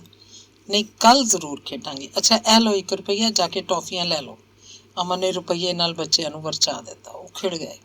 ਅੰਕਲ ਬਾਏ, ਟਾਟਾ ਆਖਦੇ ਨੱਚਦੇ ਟੱਪਦੇ ਪੌੜੀਆਂ ਲੈ ਗਏ। ਅਮਰ ਵਾਪਸ ਅੰਦਰ ਕਮਰੇ 'ਚ ਜਾਣ ਦੀ ਥਾਂ ਧੁਰ ਉੱਪਰਲੀ ਛੱਤ ਤੇ ਆ ਗਿਆ। ਪਰ ਉੱਪਰ ਜਾ ਕੇ ਉਹਨੂੰ ਲੱਗਿਆ ਭਲਾ ਉਹ ਉੱਪਰ ਕੀ ਕਰਨ ਆ ਗਿਆ, ਤੇ ਉਹ ਹੇਠਾਂ ਕਮਰੇ 'ਚ ਪਰਤ ਆਇਆ। ਉਦੋਂ ਤੁਸੀਂ ਪਿਕਚਰ ਦੇ ਵਿੱਚ ਉੱਠ ਕੇ ਆ ਗਏ, ਏਡੀ ਮਾੜੀ ਤਾਂ ਨਹੀਂ ਸੀ? ਬਹਾਦਰ ਨੇ ਪੁੱਛਿਆ। ਅਮਰ ਨੇ ਕੋਈ ਉੱਤਰ ਨਾ ਦਿੱਤਾ। ਹੁਣ ਉਹ ਬਹਾਦਰ ਨੂੰ ਕਿਵੇਂ ਸਮਝਾਏ ਕਿ ਇਕੱਲਾ ਕਮਰੇ 'ਚ ਪਿਆ ਸਿਗਰਟ ਪੀਂਦਾ, ਅੱਖਾਂ ਬੰਦ ਕਰੀ ਕਦੇ ਸ਼ਿਵਜੀ ਦੀਆਂ ਜਟਾਂ ਵਿੱਚੋਂ ਗੰਗਾ ਦੇ ਨਾਲ ਵਹਿ ਤੁਰਨਾ, ਕਦੇ ਬਹੁਤ ਭਿਕਸ਼ੂਆਂ ਦੇ ਨਾਲ ਦਰਿਆ ਦੇ ਕੰਢੇ ਕੰਢੇ ਤੁਰੇ ਜਾਣਾ, ਕਦੇ ਕਾਮੂ ਦੀ ਪਲੇਗ ਵਿਚਲੇ ਡਾਕਟਰ ਰਿਓ ਨਾਲ ਗੱਲਾਂ ਕਰਨਾ, ਕਦੇ ਬੰਗਾਲ ਦੇ ਕੁਨਾਲ ਮਿੱਤਰ ਨਾਲ ਵਿਦਰੋਹੀ ਬਣਿਆ ਫਿਰਨਾ। ਆਪਣੇ ਆਪ ਨੂੰ ਦੇਖਦੇ ਰਹਿਣਾ ਉਹਨੂੰ ਚੰਗਾ ਲੱਗਦਾ ਸੀ। ਪਰ ਲੋਕ ਇਸ 'ਚ ਵਿਘਨ ਪਾਉਂਦੇ ਰਹਿੰਦੇ। ਕੋਈ ਆਪਣੀ ਥੀਸਿਸ ਸੰਬੰਧੀ ਸਲਾਹ ਲੈਣ, ਕੋਈ ਹੈੱਡ ਵੱਲੋਂ ਮੰਗੀਆਂ ਐਕਸਪਲੇਨੇਸ਼ਨਸ ਦੇ ਚੰਗੀ ਅੰਗਰੇਜ਼ੀ 'ਚ ਜਵਾਬ ਲਿਖਵਾਉਣ, ਕੋਈ ਨਵੀਂ ਕਿਤਾਬ ਉੱਤੇ ਚਰਚਾ ਕਰਨ, ਕੋਈ ਕਵਿਤਾ ਸੁਣਾਉਣ, ਕੋਈ ਰਾਤ ਕੱਟਣ, ਕੋਈ ਘੁੱਟ ਦਾਰੂ ਦੀ ਪੀਣ। ਲੋਕੀ ਉਸ ਕੋਲ ਤੁਰੇ ਰਹਿੰਦੇ। ਕਦੀ ਕਦਾਈ ਚੋਰੀ ਛਿਪੇ ਵੀ 50 ਰੁਪਏ ਲੈਣ, ਪੈਂਫਲੇਟ ਲਿਖਵਾਉਣ, ਜਾਂ ਕੋਈ ਰਾਜ਼ ਦੀ ਗੱਲਬਾਤ ਕਰਨ। ਉਹ ਲੋਕ ਵੀ ਆ ਜਾਂਦੇ ਜਿਨ੍ਹਾਂ ਨੂੰ ਸਰਕਾਰ ਸ਼ੱਕ ਦੀ ਨਿਗਾਹ ਨਾਲ ਵੇਖਦੀ ਸੀ, ਪਰ ਇਹ ਸਤਿਕਾਰ ਦੀ ਨਿਗਾਹ ਨਾਲ। ਪਰ ਇਹ ਸਭ ਕੁਝ ਕਰਦਾ ਉਹ ਕੇਵਲ ਵਿਹਲੇ ਹੋਣ ਨੂੰ ਉਡੀਕਦਾ ਰਹਿੰਦਾ। ਜਦੋਂ ਇਸ ਪਾਸਿਓਂ ਅੱਖਾਂ ਮੀਟ ਸਿਗਰਟ ਦੇ ਕਸ਼ ਲਾਉਂਦਾ ਕਿਧਰੇ ਦੂਰ, ਬਹੁਤ ਦੂਰ ਜਾ ਸਕੇਗਾ, ਉੱਥੇ ਜਿੱਥੇ ਸ਼ਿਵਜੀ ਦੀਆਂ ਜਟਾਂ ਵਿੱਚੋਂ ਵਗਦੀ ਗੰਗਾ ਨਾਲ ਉਹ ਵਹਿ ਸਕੇਗਾ, ਬੋਧੀ ਭਿਕਸ਼ੂਆਂ ਨਾਲ ਦਰਿਆ ਦੇ ਕੰਢੇ ਕੰਢੇ ਤੁਰ ਸਕੇਗਾ, ਡਾਕਟਰ ਰਿਓ ਨਾਲ ਗੱਲਾਂ ਕਰ ਸਕੇਗਾ ਤੇ ਕੁਨਾਲ ਮਿੱਤਰ ਨਾਲ। ਛੁੱਟੀਆਂ 'ਚ ਫਿਰ ਜਾ ਰਹੇ ਹੋ ਘਰ? ਦਰਸ਼ਨ ਨੇ ਪੁੱਛਿਆ। ਘਰ? ਆਖ ਸਿਗਰਟ ਪੀਂਦਾ ਪੀਂਦਾ ਨਾ ਜਾਣੇ ਉਹ ਕਿੱਧਰ ਖੋ ਗਿਆ। ਦਰਵਾਜ਼ਾ ਖੜਕਿਆ। ਹੋਟਲ ਦਾ ਨੌਕਰ ਇੱਕ ਸ਼ਰਾਬ ਦੀ ਬੋਤਲ, ਇੱਕ ਕਲੇਜੀ ਦੀ ਤੇ ਇੱਕ ਸਲਾਦ ਦੀ ਪਲੇਟ ਲੈ ਕੇ ਆਇਆ ਸੀ। ਇਉਂ ਕਰਦੇ ਹਾਂ, ਸੀਮਾ ਦੀਦੀ ਵੱਲ ਕੱਲ ਚੱਲਾਂਗੇ। ਬੇਜੀ ਸਾਡੇ ਹਿੱਸੇ ਦਾ ਸਾਗ ਤਾਂ ਰੱਖ ਹੀ ਛੱਡਣਗੇ। ਬਹਾਦਰ ਨੇ ਮੇਜ਼ ਤੇ ਪਈਆਂ ਚੀਜ਼ਾਂ ਵੱਲ ਜੀ ਲਲਚਾਉਂਦਿਆਂ ਕਿਹਾ। ਇਉਂ ਕਰ ਤੂੰ ਜਾ ਕੇ ਫੇਰ ਆਖਾ। ਦਰਸ਼ਨ ਨੇ ਜਾਣ ਕੇ ਸ਼ਰਾਰਤ ਨਾਲ ਬਹਾਦਰ ਨੂੰ ਆਖਿਆ। ਚਲੋ ਕੋਈ ਬਹਾਨਾ ਲਾ ਦਿਆਂਗੇ, ਬਹਾਦਰ ਬੋਲਿਆ। ਅਮਰ ਤੇ ਦਰਸ਼ਨ ਹੱਸ ਪਏ। ਉਹਨਾਂ ਨੂੰ ਪਤਾ ਸੀ ਬਹਾਦਰ ਖਾਣ ਪੀਣ ਦੀਆਂ ਚੀਜ਼ਾਂ ਦੇ ਸਿਰਹਾਣਿਓਂ ਨਹੀਂ ਉੱਠ ਸਕਦਾ। ਹੋਟਲ ਦਾ ਨੌਕਰ ਰਸੋਈ 'ਚੋਂ ਪਾਣੀ ਦਾ ਜੱਗ ਤੇ ਗਲਾਸ ਵੀ ਲਿਆ ਕੇ ਰੱਖ ਗਿਆ। ਅਮਰ ਨੇ ਬੋਤਲ ਦਾ ਢੱਕਣ ਖੋਲ੍ਹਿਆ। ਤਿੰਨੇ ਗਲਾਸਾਂ 'ਚ ਵਿਸਕੀ ਪਾਈ। ਦਰਸ਼ਨ ਨੇ ਉੱਤੋਂ ਪਾਣੀ ਪਾਇਆ। ਚੀਅਰਜ਼ ਆਖ ਉਹਨਾਂ ਗਲਾਸ ਚੁੱਕ ਲਏ। ਅੱਜ ਉਸ ਦਿਨ ਜਿੰਨੀ ਨਾ ਪੀਓ, ਨਹੀਂ ਤਾਂ ਅਗਲੇ ਦਿਨ ਬੁਰਾ ਹਾਲ ਰਹਿੰਦਾ। ਦਰਸ਼ਨ ਨੇ ਅਮਰ ਨੂੰ ਇੱਕੋ ਸਾਏ ਗਲਾਸ ਖਾਲੀ ਕਰਦਿਆਂ ਦੇਖ ਕੇ ਕਿਹਾ, ਪੀ ਕੇ ਆਪਣੇ ਆਪ ਨੂੰ ਬੇਹੋਸ਼ ਹੀ ਤਾਂ ਕਰਨਾ ਹੁੰਦਾ। ਜੇ ਪੀ ਕੇ ਵੀ ਹੋਸ਼ ਬਾਕੀ ਰਹੀ ਤਾਂ ਫਿਰ ਪੀਣ ਦਾ ਕੀ ਫਾਇਦਾ? ਅਮਰ ਨੇ ਸਿਗਰਟ ਬਾਲਦਿਆਂ ਕਿਹਾ, ਨਹੀਂ ਪ੍ਰੋਫੈਸਰ ਸਾਹਿਬ, ਪੀ ਦੀ ਤਾਂ ਮੌਜ ਮੇਲੇ ਲਈ ਹੈ। ਪੀ ਕੇ ਗੱਲਾਂ ਵਧੇਰੇ ਔੜਦੀਆਂ ਨੇ, ਭੁੱਖ ਵਧੇਰੇ ਲੱਗਦੀ ਹੈ, ਨੀਂਦ ਵਧੇਰੇ ਆਉਂਦੀ ਹੈ। ਬਹਾਦਰ ਦੱਸਦਾ ਗਿਆ, ਮੈਂ ਤੇ ਯਾਰ ਇਸ ਲਈ ਪੀਨਾ ਕਿ ਕੁਝ ਵੀ ਯਾਦ ਨਾ ਰਹੇ। ਅਮਰ ਨੇ ਉਦਾਸ ਜਿਹੇ ਅੰਦਾਜ਼ 'ਚ ਕਿਹਾ, ਕੁਛ ਵੀ ਯਾਦ ਨਾ ਰਿਹਾ ਤਾਂ ਕਲਾਸ 'ਚ ਪੜ੍ਹਾਉਂਗੇ ਕਿਵੇਂ? ਬਹਾਦਰ ਨੇ ਬਿਨਾਂ ਸੋਚੇ ਸਮਝੇ ਪੁੱਛਿਆ। ਅਮਰ ਤੇ ਦਰਸ਼ਨ ਹੱਸ ਪਏ। ਤੂੰ ਖਾਣ ਪੀਣ ਲਈ ਵੱਲ ਧਿਆਨ ਦੇ, ਤੇਰੇ ਨਹੀਂ ਇਹ ਕੰਮ ਦੀਆਂ ਗੱਲਾਂ। ਦਰਸ਼ਨ ਨੇ ਅਮਰ ਦੇ ਗਲਾਸ 'ਚ ਹੋਰ ਸ਼ਰਾਬ ਪਾਉਂਦਿਆਂ ਬਹਾਦਰ ਨੂੰ ਆਖਿਆ। ਬਹਾਦਰ ਸੱਚਮੁੱਚ ਹੀ ਆਪਣੀ ਕੁਰਸੀ ਕਲੇਜੀ ਦੀ ਪਲੇਟ ਦੇ ਕੋਲ ਨੂੰ ਸਰਕਾ ਕੇ ਉਹਨਾਂ ਵੱਲੋਂ ਬੇਧਿਆਨਾ ਖਾਣ ਲੱਗ ਪਿਆ। ਘਰ ਦੀ ਰੋਟੀ ਦਾ ਸਵਾਦ ਹੀ ਹੋਰ ਹੁੰਦਾ। ਕੁਝ ਚਿਰ ਮਗਰੋਂ ਬਹਾਦਰ ਬੋਲਿਆ, 2 ਕੁ ਪੈਗ ਪੀ ਕੇ ਉਹ ਇਹ ਭੁੱਲ ਗਿਆ ਸੀ ਕਿ ਕਲੇਜੀ ਦੀ ਪਲੇਟ ਹੋਟਲ ਤੋਂ ਆਈ ਹੈ। ਘਰ? ਦੂਜਾ ਤੇ ਫਿਰ ਤੀਜਾ ਗਲਾਸ ਮੁਕਾ ਕੇ ਅਮਰ ਅੱਖਾਂ ਬੰਦ ਕਰੀ ਸਿਗਰਟ ਪੀਂਦਾ ਆਪਣੇ ਘਰ ਨੂੰ ਦੇਖ ਰਿਹਾ ਸੀ, ਜਿੱਥੋਂ ਕਈ ਵਰ੍ਹੇ ਹੋਏ ਉਹ ਬਾਪ ਨਾਲ ਲੜ ਕੇ ਤੁਰ ਆਇਆ ਸੀ। ਲੜਾਈ ਵੀ ਕਾਹਦੀ? ਬਾਪ ਉਹਦਾ ਕਬੀਲਦਾਰ ਬੰਦਾ, ਆਖਦਾ ਸੀ ਕਬੀਲਦਾਰਾਂ ਵਾਂਗ ਰਹਿ। ਇਹਨਾਂ ਮੁਸ਼ਟੰਡਿਆਂ ਗੌਰਮੈਂਟ ਵਿਰੋਧੀ ਕਮਿਊਨਿਸਟਾਂ ਤੋਂ ਆਪਾਂ ਕੀ ਲੈਣਾ? ਇਹਨਾਂ ਨਾਲ ਬਹਿਣ ਉੱਠਣ ਨਾ ਰੱਖ, ਹੋਰ ਕਿਧਰੇ ਮਰਵਾਉਣਗੇ। ਪਰ ਉਹ ਆਖਦਾ ਸੀ ਮੇਰੀ ਜ਼ਿੰਦਗੀ ਮੇਰੀ ਆਪਣੀ ਹੈ ਅਤੇ ਮੈਨੂੰ ਆਪਣੀ ਮਰਜ਼ੀ ਨਾਲ ਜਿਉਣ ਦਾ ਅਧਿਕਾਰ ਹੈ। ਪਿਓ ਨੇ ਪਿਓ ਦੀ ਹੈਸੀਅਤ 'ਚ ਜਦੋਂ 1-2 ਗੱਲਾਂ ਆਖ ਦਿੱਤੀਆਂ ਤਾਂ ਆਪਣੀ ਮਰਜ਼ੀ ਨਾਲ ਜਿਉਣ ਦਾ ਅਧਿਕਾਰ ਲੈ ਕੇ ਘਰੋਂ ਤੁਰ ਆਇਆ। ਮਾਂ ਦਾ ਖਿਆਲ ਤਾਂ ਆਇਆ ਸੀ, ਪਰ ਉਹਨੂੰ ਗੁੱਸਾ ਸੀ ਕਿ ਜਦੋਂ ਪਿਤਾ ਜੀ ਇੰਨਾ ਬੋਲ ਰਹੇ ਸਨ ਤਾਂ ਮਾਂ ਚੁੱਪ ਕਿਉਂ ਰਹੀ ਸੀ। ਮਨ ਹੀ ਮਨ ਉਹ ਆਪਣੇ ਘਰ ਨੂੰ ਵੇਖ ਰਿਹਾ ਸੀ। ਭੀੜੀ ਜਿਹੀ ਗਲੀ 'ਚ ਖੁੱਲ੍ਹਾ ਸਾਰਾ ਘਰ, ਜਿਹਦੀ ਛੱਤ ਉੱਤੇ ਖਲੋ ਕੇ ਉਹ ਗੁੱਡੀਆਂ ਉਡਾਉਂਦਾ ਹੁੰਦਾ ਸੀ, ਜਿਹਦੀ ਛੱਤ ਉੱਤੇ ਉੱਤੋਂ ਡਿੱਗ ਕੇ ਉਹਦੇ ਸਿਰ ਵਿੱਚ ਸੱਟ ਲੱਗੀ ਸੀ, ਜਿਹਦਾ ਨਿਸ਼ਾਨ ਅਜੇ ਤੱਕ ਵੀ ਸੀ। ਉਹਨੇ ਪੁੜਪੁੜੀ ਤੋਂ ਜ਼ਰਾ ਉਤਾਂਹ ਪਏ ਜ਼ਖਮ ਦੇ ਨਿਸ਼ਾਨ ਨੂੰ ਆਪਣੀਆਂ ਉਂਗਲਾਂ ਦੇ ਪੋਟਿਆਂ ਨਾਲ ਛੋਹਿਆ। ਉਹ ਦੇਖ ਰਿਹਾ ਸੀ ਉਸ ਘਰ 'ਚ ਲੱਗਿਆ ਅਨਾਰ ਦਾ ਬੂਟਾ, ਬੂਟੇ ਉੱਤੇ ਲੱਗੇ ਅਨਾਰ ਦੇ ਸੂਹੇ ਫੁੱਲ, ਬੇਹੀ ਰੋਟੀ ਦੇ ਭੋਰੇ ਚੂਰੇ ਚੁਗਣ ਆਈਆਂ ਚਿੜੀਆਂ, ਰਾਹੀ ਪਾਂਧੀ ਦਾ ਸੁਨੇਹਾ ਲੈ ਕੇ ਆਉਣ ਵਾਲਾ ਕੁਰਲਾਉਂਦਾ ਕਾਂ ਤੇ ਮਾਂ। ਵਿਹੜੇ ਦੀ ਕੰਧ ਨਾਲੋਂ ਲੱਥਿਆ ਪਲਸਤਰ ਕੁਝ ਹੋਰ ਲੱਥ ਗਿਆ ਹੋਣਾ। ਗੋਡਿਆਂ ਦੇ ਦਰਦ ਤੋਂ ਆਤੁਰ ਕੱਪੜੇ ਧੋ ਕੇ ਸੁੱਕਣੇ ਪਾਉਣ ਲੱਗੀ ਜੱਕੋ ਤੱਕੋ ਕਰ ਰਹੀ ਮਾਂ ਸੋਚ ਰਹੀ ਹੋਣੀ ਹੈ, ਜੇ ਘਰ 'ਚ ਅਮਰ ਦੀ ਵਹੁਟੀ। ਪਰ ਮਾਂ ਇਉਂ ਨਹੀਂ ਹੋ ਸਕਣਾ, ਕਦੇ ਨਹੀਂ ਹੋ ਸਕਣਾ। ਸਮਝ ਲੈ, ਮੈਂ ਤੇਰਾ ਅਣਹੋਇਆ ਪੁੱਤਰ ਤੈਨੂੰ ਉਹ ਸਾਰੇ ਸੁੱਖ ਨਹੀਂ ਦੇ ਸਕਾਂਗਾ। ਤੇ ਪਿਤਾ ਜੀ ਹੁਣ ਤਾਂ ਗਾਲਾਂ ਦੇ ਦੇ ਕੇ ਥੱਕ ਗਏ ਹੋਣਗੇ। ਹੁਣ ਤਾਂ ਜਦੋਂ ਕੋਈ ਕੁਝ ਪੁੱਛਦਾ ਹੋਣਾ ਮੱਥਾ ਫੜ ਕੇ ਬੈਠ ਜਾਂਦੇ ਹੋਣਗੇ। ਤੁਸੀਂ ਸਭ ਕਿਉਂ ਨਹੀਂ ਸੋਚ ਲੈਂਦੇ ਕਿ ਅਮਰ ਮਰ ਗਿਆ? ਹਾਂ ਮਰ ਗਿਆ, ਅਮਰ ਨੇ ਹੋਰ ਸ਼ਰਾਬ ਪਾਉਂਦਿਆਂ ਉੱਚੀ ਉੱਚੀ ਆਖਿਆ। ਕੌਣ ਮਰ ਗਿਆ? ਬਹਾਦਰ ਨੇ ਮੇਜ਼ਪੋਸ਼ ਨਾਲ ਹੀ ਹੱਥ ਪੂੰਝਦਿਆਂ ਪੁੱਛਿਆ। ਅਸਲ 'ਚ ਪਿਛਲੀ ਸਦੀ ਦੇ ਲੋਕਾਂ ਨੂੰ ਰੱਬ 'ਚ ਯਕੀਨ ਦਾ ਬੜਾ ਆਸਰਾ ਸੀ। ਉਹਨਾਂ ਨੂੰ ਇਹ ਸਵਾਲ ਹੀ ਫਾਲਤੂ ਲੱਗਦੇ ਸੀ, ਮੈਂ ਕੌਣ ਹਾਂ, ਮੈਂ ਕਿਸ ਲਈ ਜਿਉਣਾ? ਇਹਨਾਂ ਸਵਾਲਾਂ ਦੇ ਸਾਡੇ ਕੋਲ ਕੋਈ ਉੱਤਰ ਨਹੀਂ। ਇਹੀ ਸਾਡਾ ਦੁਖਾਂਤ ਹੈ। ਬਹੁਤ ਘੱਟ ਬੋਲਣ ਵਾਲਾ ਅਮਰ ਨਾ ਜਾਣੇ ਕਿਹਦੇ ਨਾਲ ਗੱਲਾਂ ਕਰੀ ਜਾ ਰਿਹਾ ਸੀ। ਬਹਾਦਰ ਕਲੇਜੀ ਦੀ ਪਲੇਟ ਮੁਕਾ ਕੁਰਸੀ ਉੱਤੇ ਹੀ ਉਂਘਲਾ ਰਿਹਾ ਸੀ। ਕਿੱਡੇ ਖੁਸ਼ਕਿਸਮਤ ਨੇ ਉਹ ਲੋਕ, ਅਮਰ ਨੇ ਬਹਾਦਰ ਵੱਲ ਵੇਖ ਕੇ ਸੋਚਿਆ। ਅਮਰ ਬਾਥਰੂਮ ਜਾਣ ਲਈ ਉੱਠਿਆ।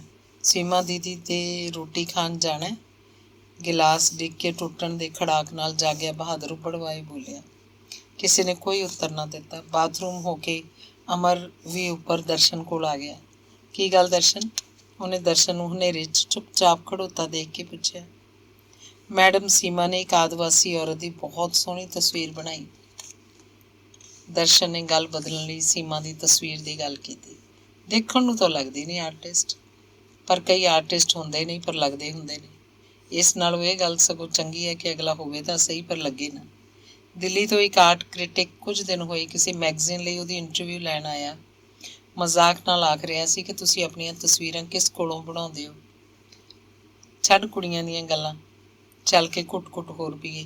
ਅਮਰ ਉਹਦੇ ਮੋਢੇ 'ਤੇ ਹੱਥ ਰੱਖ ਕੇ ਬੋਲਿਆ। ਉਹ ਹੇਠਾਂ ਆ ਗਏ। ਖਾਲੀ ਗਲਾਸਾਂ 'ਚ ਘੁੱਟ-ਘੁੱਟ ਹੋਰ ਪਾ ਲਈ।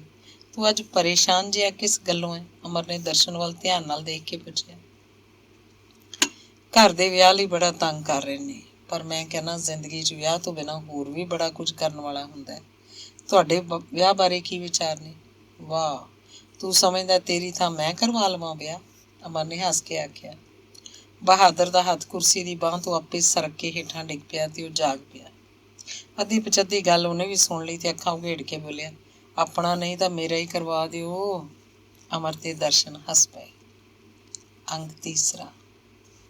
ਯੂਨੀਵਰਸਿਟੀ ਕੈਂਪਸ, ਗਹਿਮਾ ਗਹਿਮ, ਕਾਲੇ ਕੱਪੜੇ ਉੱਤੇ ਸੁਨਹਿਰੀ ਅੱਖਰਾਂ ਨਾਲ ਲਿਖਿਆ ਜੀ ਆਇਆਂ ਨੂੰ ਗੇਟ ਉੱਤੇ ਲਟਕ ਰਿਹਾ। ਸਾਫ਼ ਸੁਥਰੀਆਂ ਸੜਕਾਂ ਉੱਤੇ ਛਿੜਕਾਓ ਕੀਤਾ ਗਿਆ, ਗਮਲੇ ਰੱਖੇ ਗਏ ਹਨ। ਸਜਾਵਟ ਲਈ ਥਾਂ ਥਾਂ ਰੰਗ ਬਿਰੰਗੇ ਝੰਡੇ ਲਹਿਰਾ ਰਹੇ ਹਨ। ਜਿੱਧਰ ਦੇਖੋ ਪੁਲਿਸ ਹੀ ਪੁਲਿਸ। ਕੱਲ ਦਿੱਲੀ ਤੋਂ ਕੋਈ ਵੱਡਾ ਵਜ਼ੀਰ ਗੁਰੂ ਗੋਬਿੰਦ ਸਿੰਘ ਜਨਮ ਸ਼ਤਾਬਦੀ ਸੈਮੀਨਾਰ ਦਾ ਉਦਘਾਟਨ ਕਰਨ ਆ ਰਿਹਾ ਹੈ। ਸਟੇਟ ਦੇ ਗਵਰਨਰ ਤੋਂ ਲੈ ਕੇ ਛੋਟੇ ਵੱਡੇ ਸਭ ਵਜ਼ੀਰ ਉਹਦੇ ਸਵਾਗਤ ਲਈ ਪਹੁੰਚ ਰਹੇ ਹਨ। ਵੀਸੀ ਚਤੁਰੰਗ ਦਾ ਹਾਲ ਵਿਆਹ ਵਾਲੇ ਘਰ ਨੈਣ ਵਰਗਾ ਹੈ। ਚਾਰੋਂ ਪਾਸੇ ਨੱਸ ਭੱਜ। ਰਾਤ ਵੇਲੇ ਸਾਰੇ ਵਾਰਡਨ ਉੱਪਰੋਂ ਮਿਲੇ ਹੁਕਮ ਅਨੁਸਾਰ ਆਉਣ ਵਾਲੀ ਕੱਲ੍ਹ ਲਈ ਲੜਕਿਆਂ ਨੂੰ ਹਦਾਇਤਾਂ ਦਿੰਦੇ ਰਹੇ। ਦੇਖੋ, ਕੋਈ ਨਾਅਰਾ ਨਹੀਂ ਲਾਉਣਾ। ਮਨਿਸਟਰ ਸਾਹਿਬ ਦੇ ਆਉਣ ਤੋਂ ਅੱਧਾ ਘੰਟਾ ਪਹਿਲਾਂ ਸਭ ਆਪਣੀਆਂ ਆਪਣੀਆਂ ਸੀਟਾਂ 'ਤੇ ਬੈਠੇ ਹੋਣ। ਸੈਂਟਰ ਦੀ ਪੁਲਿਸ ਵੀ ਆ ਰਹੀ ਹੈ। ਮੁੰਡਿਆਂ ਨੂੰ ਇਸ ਗੱਲ ਦੀ ਸਮਝ ਨਹੀਂ ਸੀ ਆ ਰਹੀ ਕਿ ਇੱਥੇ ਮਨਿਸਟਰ ਸਾਹਿਬ ਨੂੰ ਕੀ ਖਤਰਾ ਸੀ ਕਿ ਇੰਨੀ ਪੁਲਿਸ ਸੱਦੀ ਸੀ। ਅਗਲਾ ਦਿਨ ਚੜ੍ਹਿਆ। ਵੱਡੇ ਸਾਰੇ ਸਜੇ ਹੋਏ ਸ਼ਾਮਿਆਨੇ ਦੇ ਅਗਲੇ ਗੇਟ ਵਿੱਚੋਂ ਹਾਰਾਂ ਨਾਲ ਲੱਦੇ ਵਜ਼ੀਰ ਸਾਹਿਬ ਸਟੇਜ 'ਤੇ ਆਏ।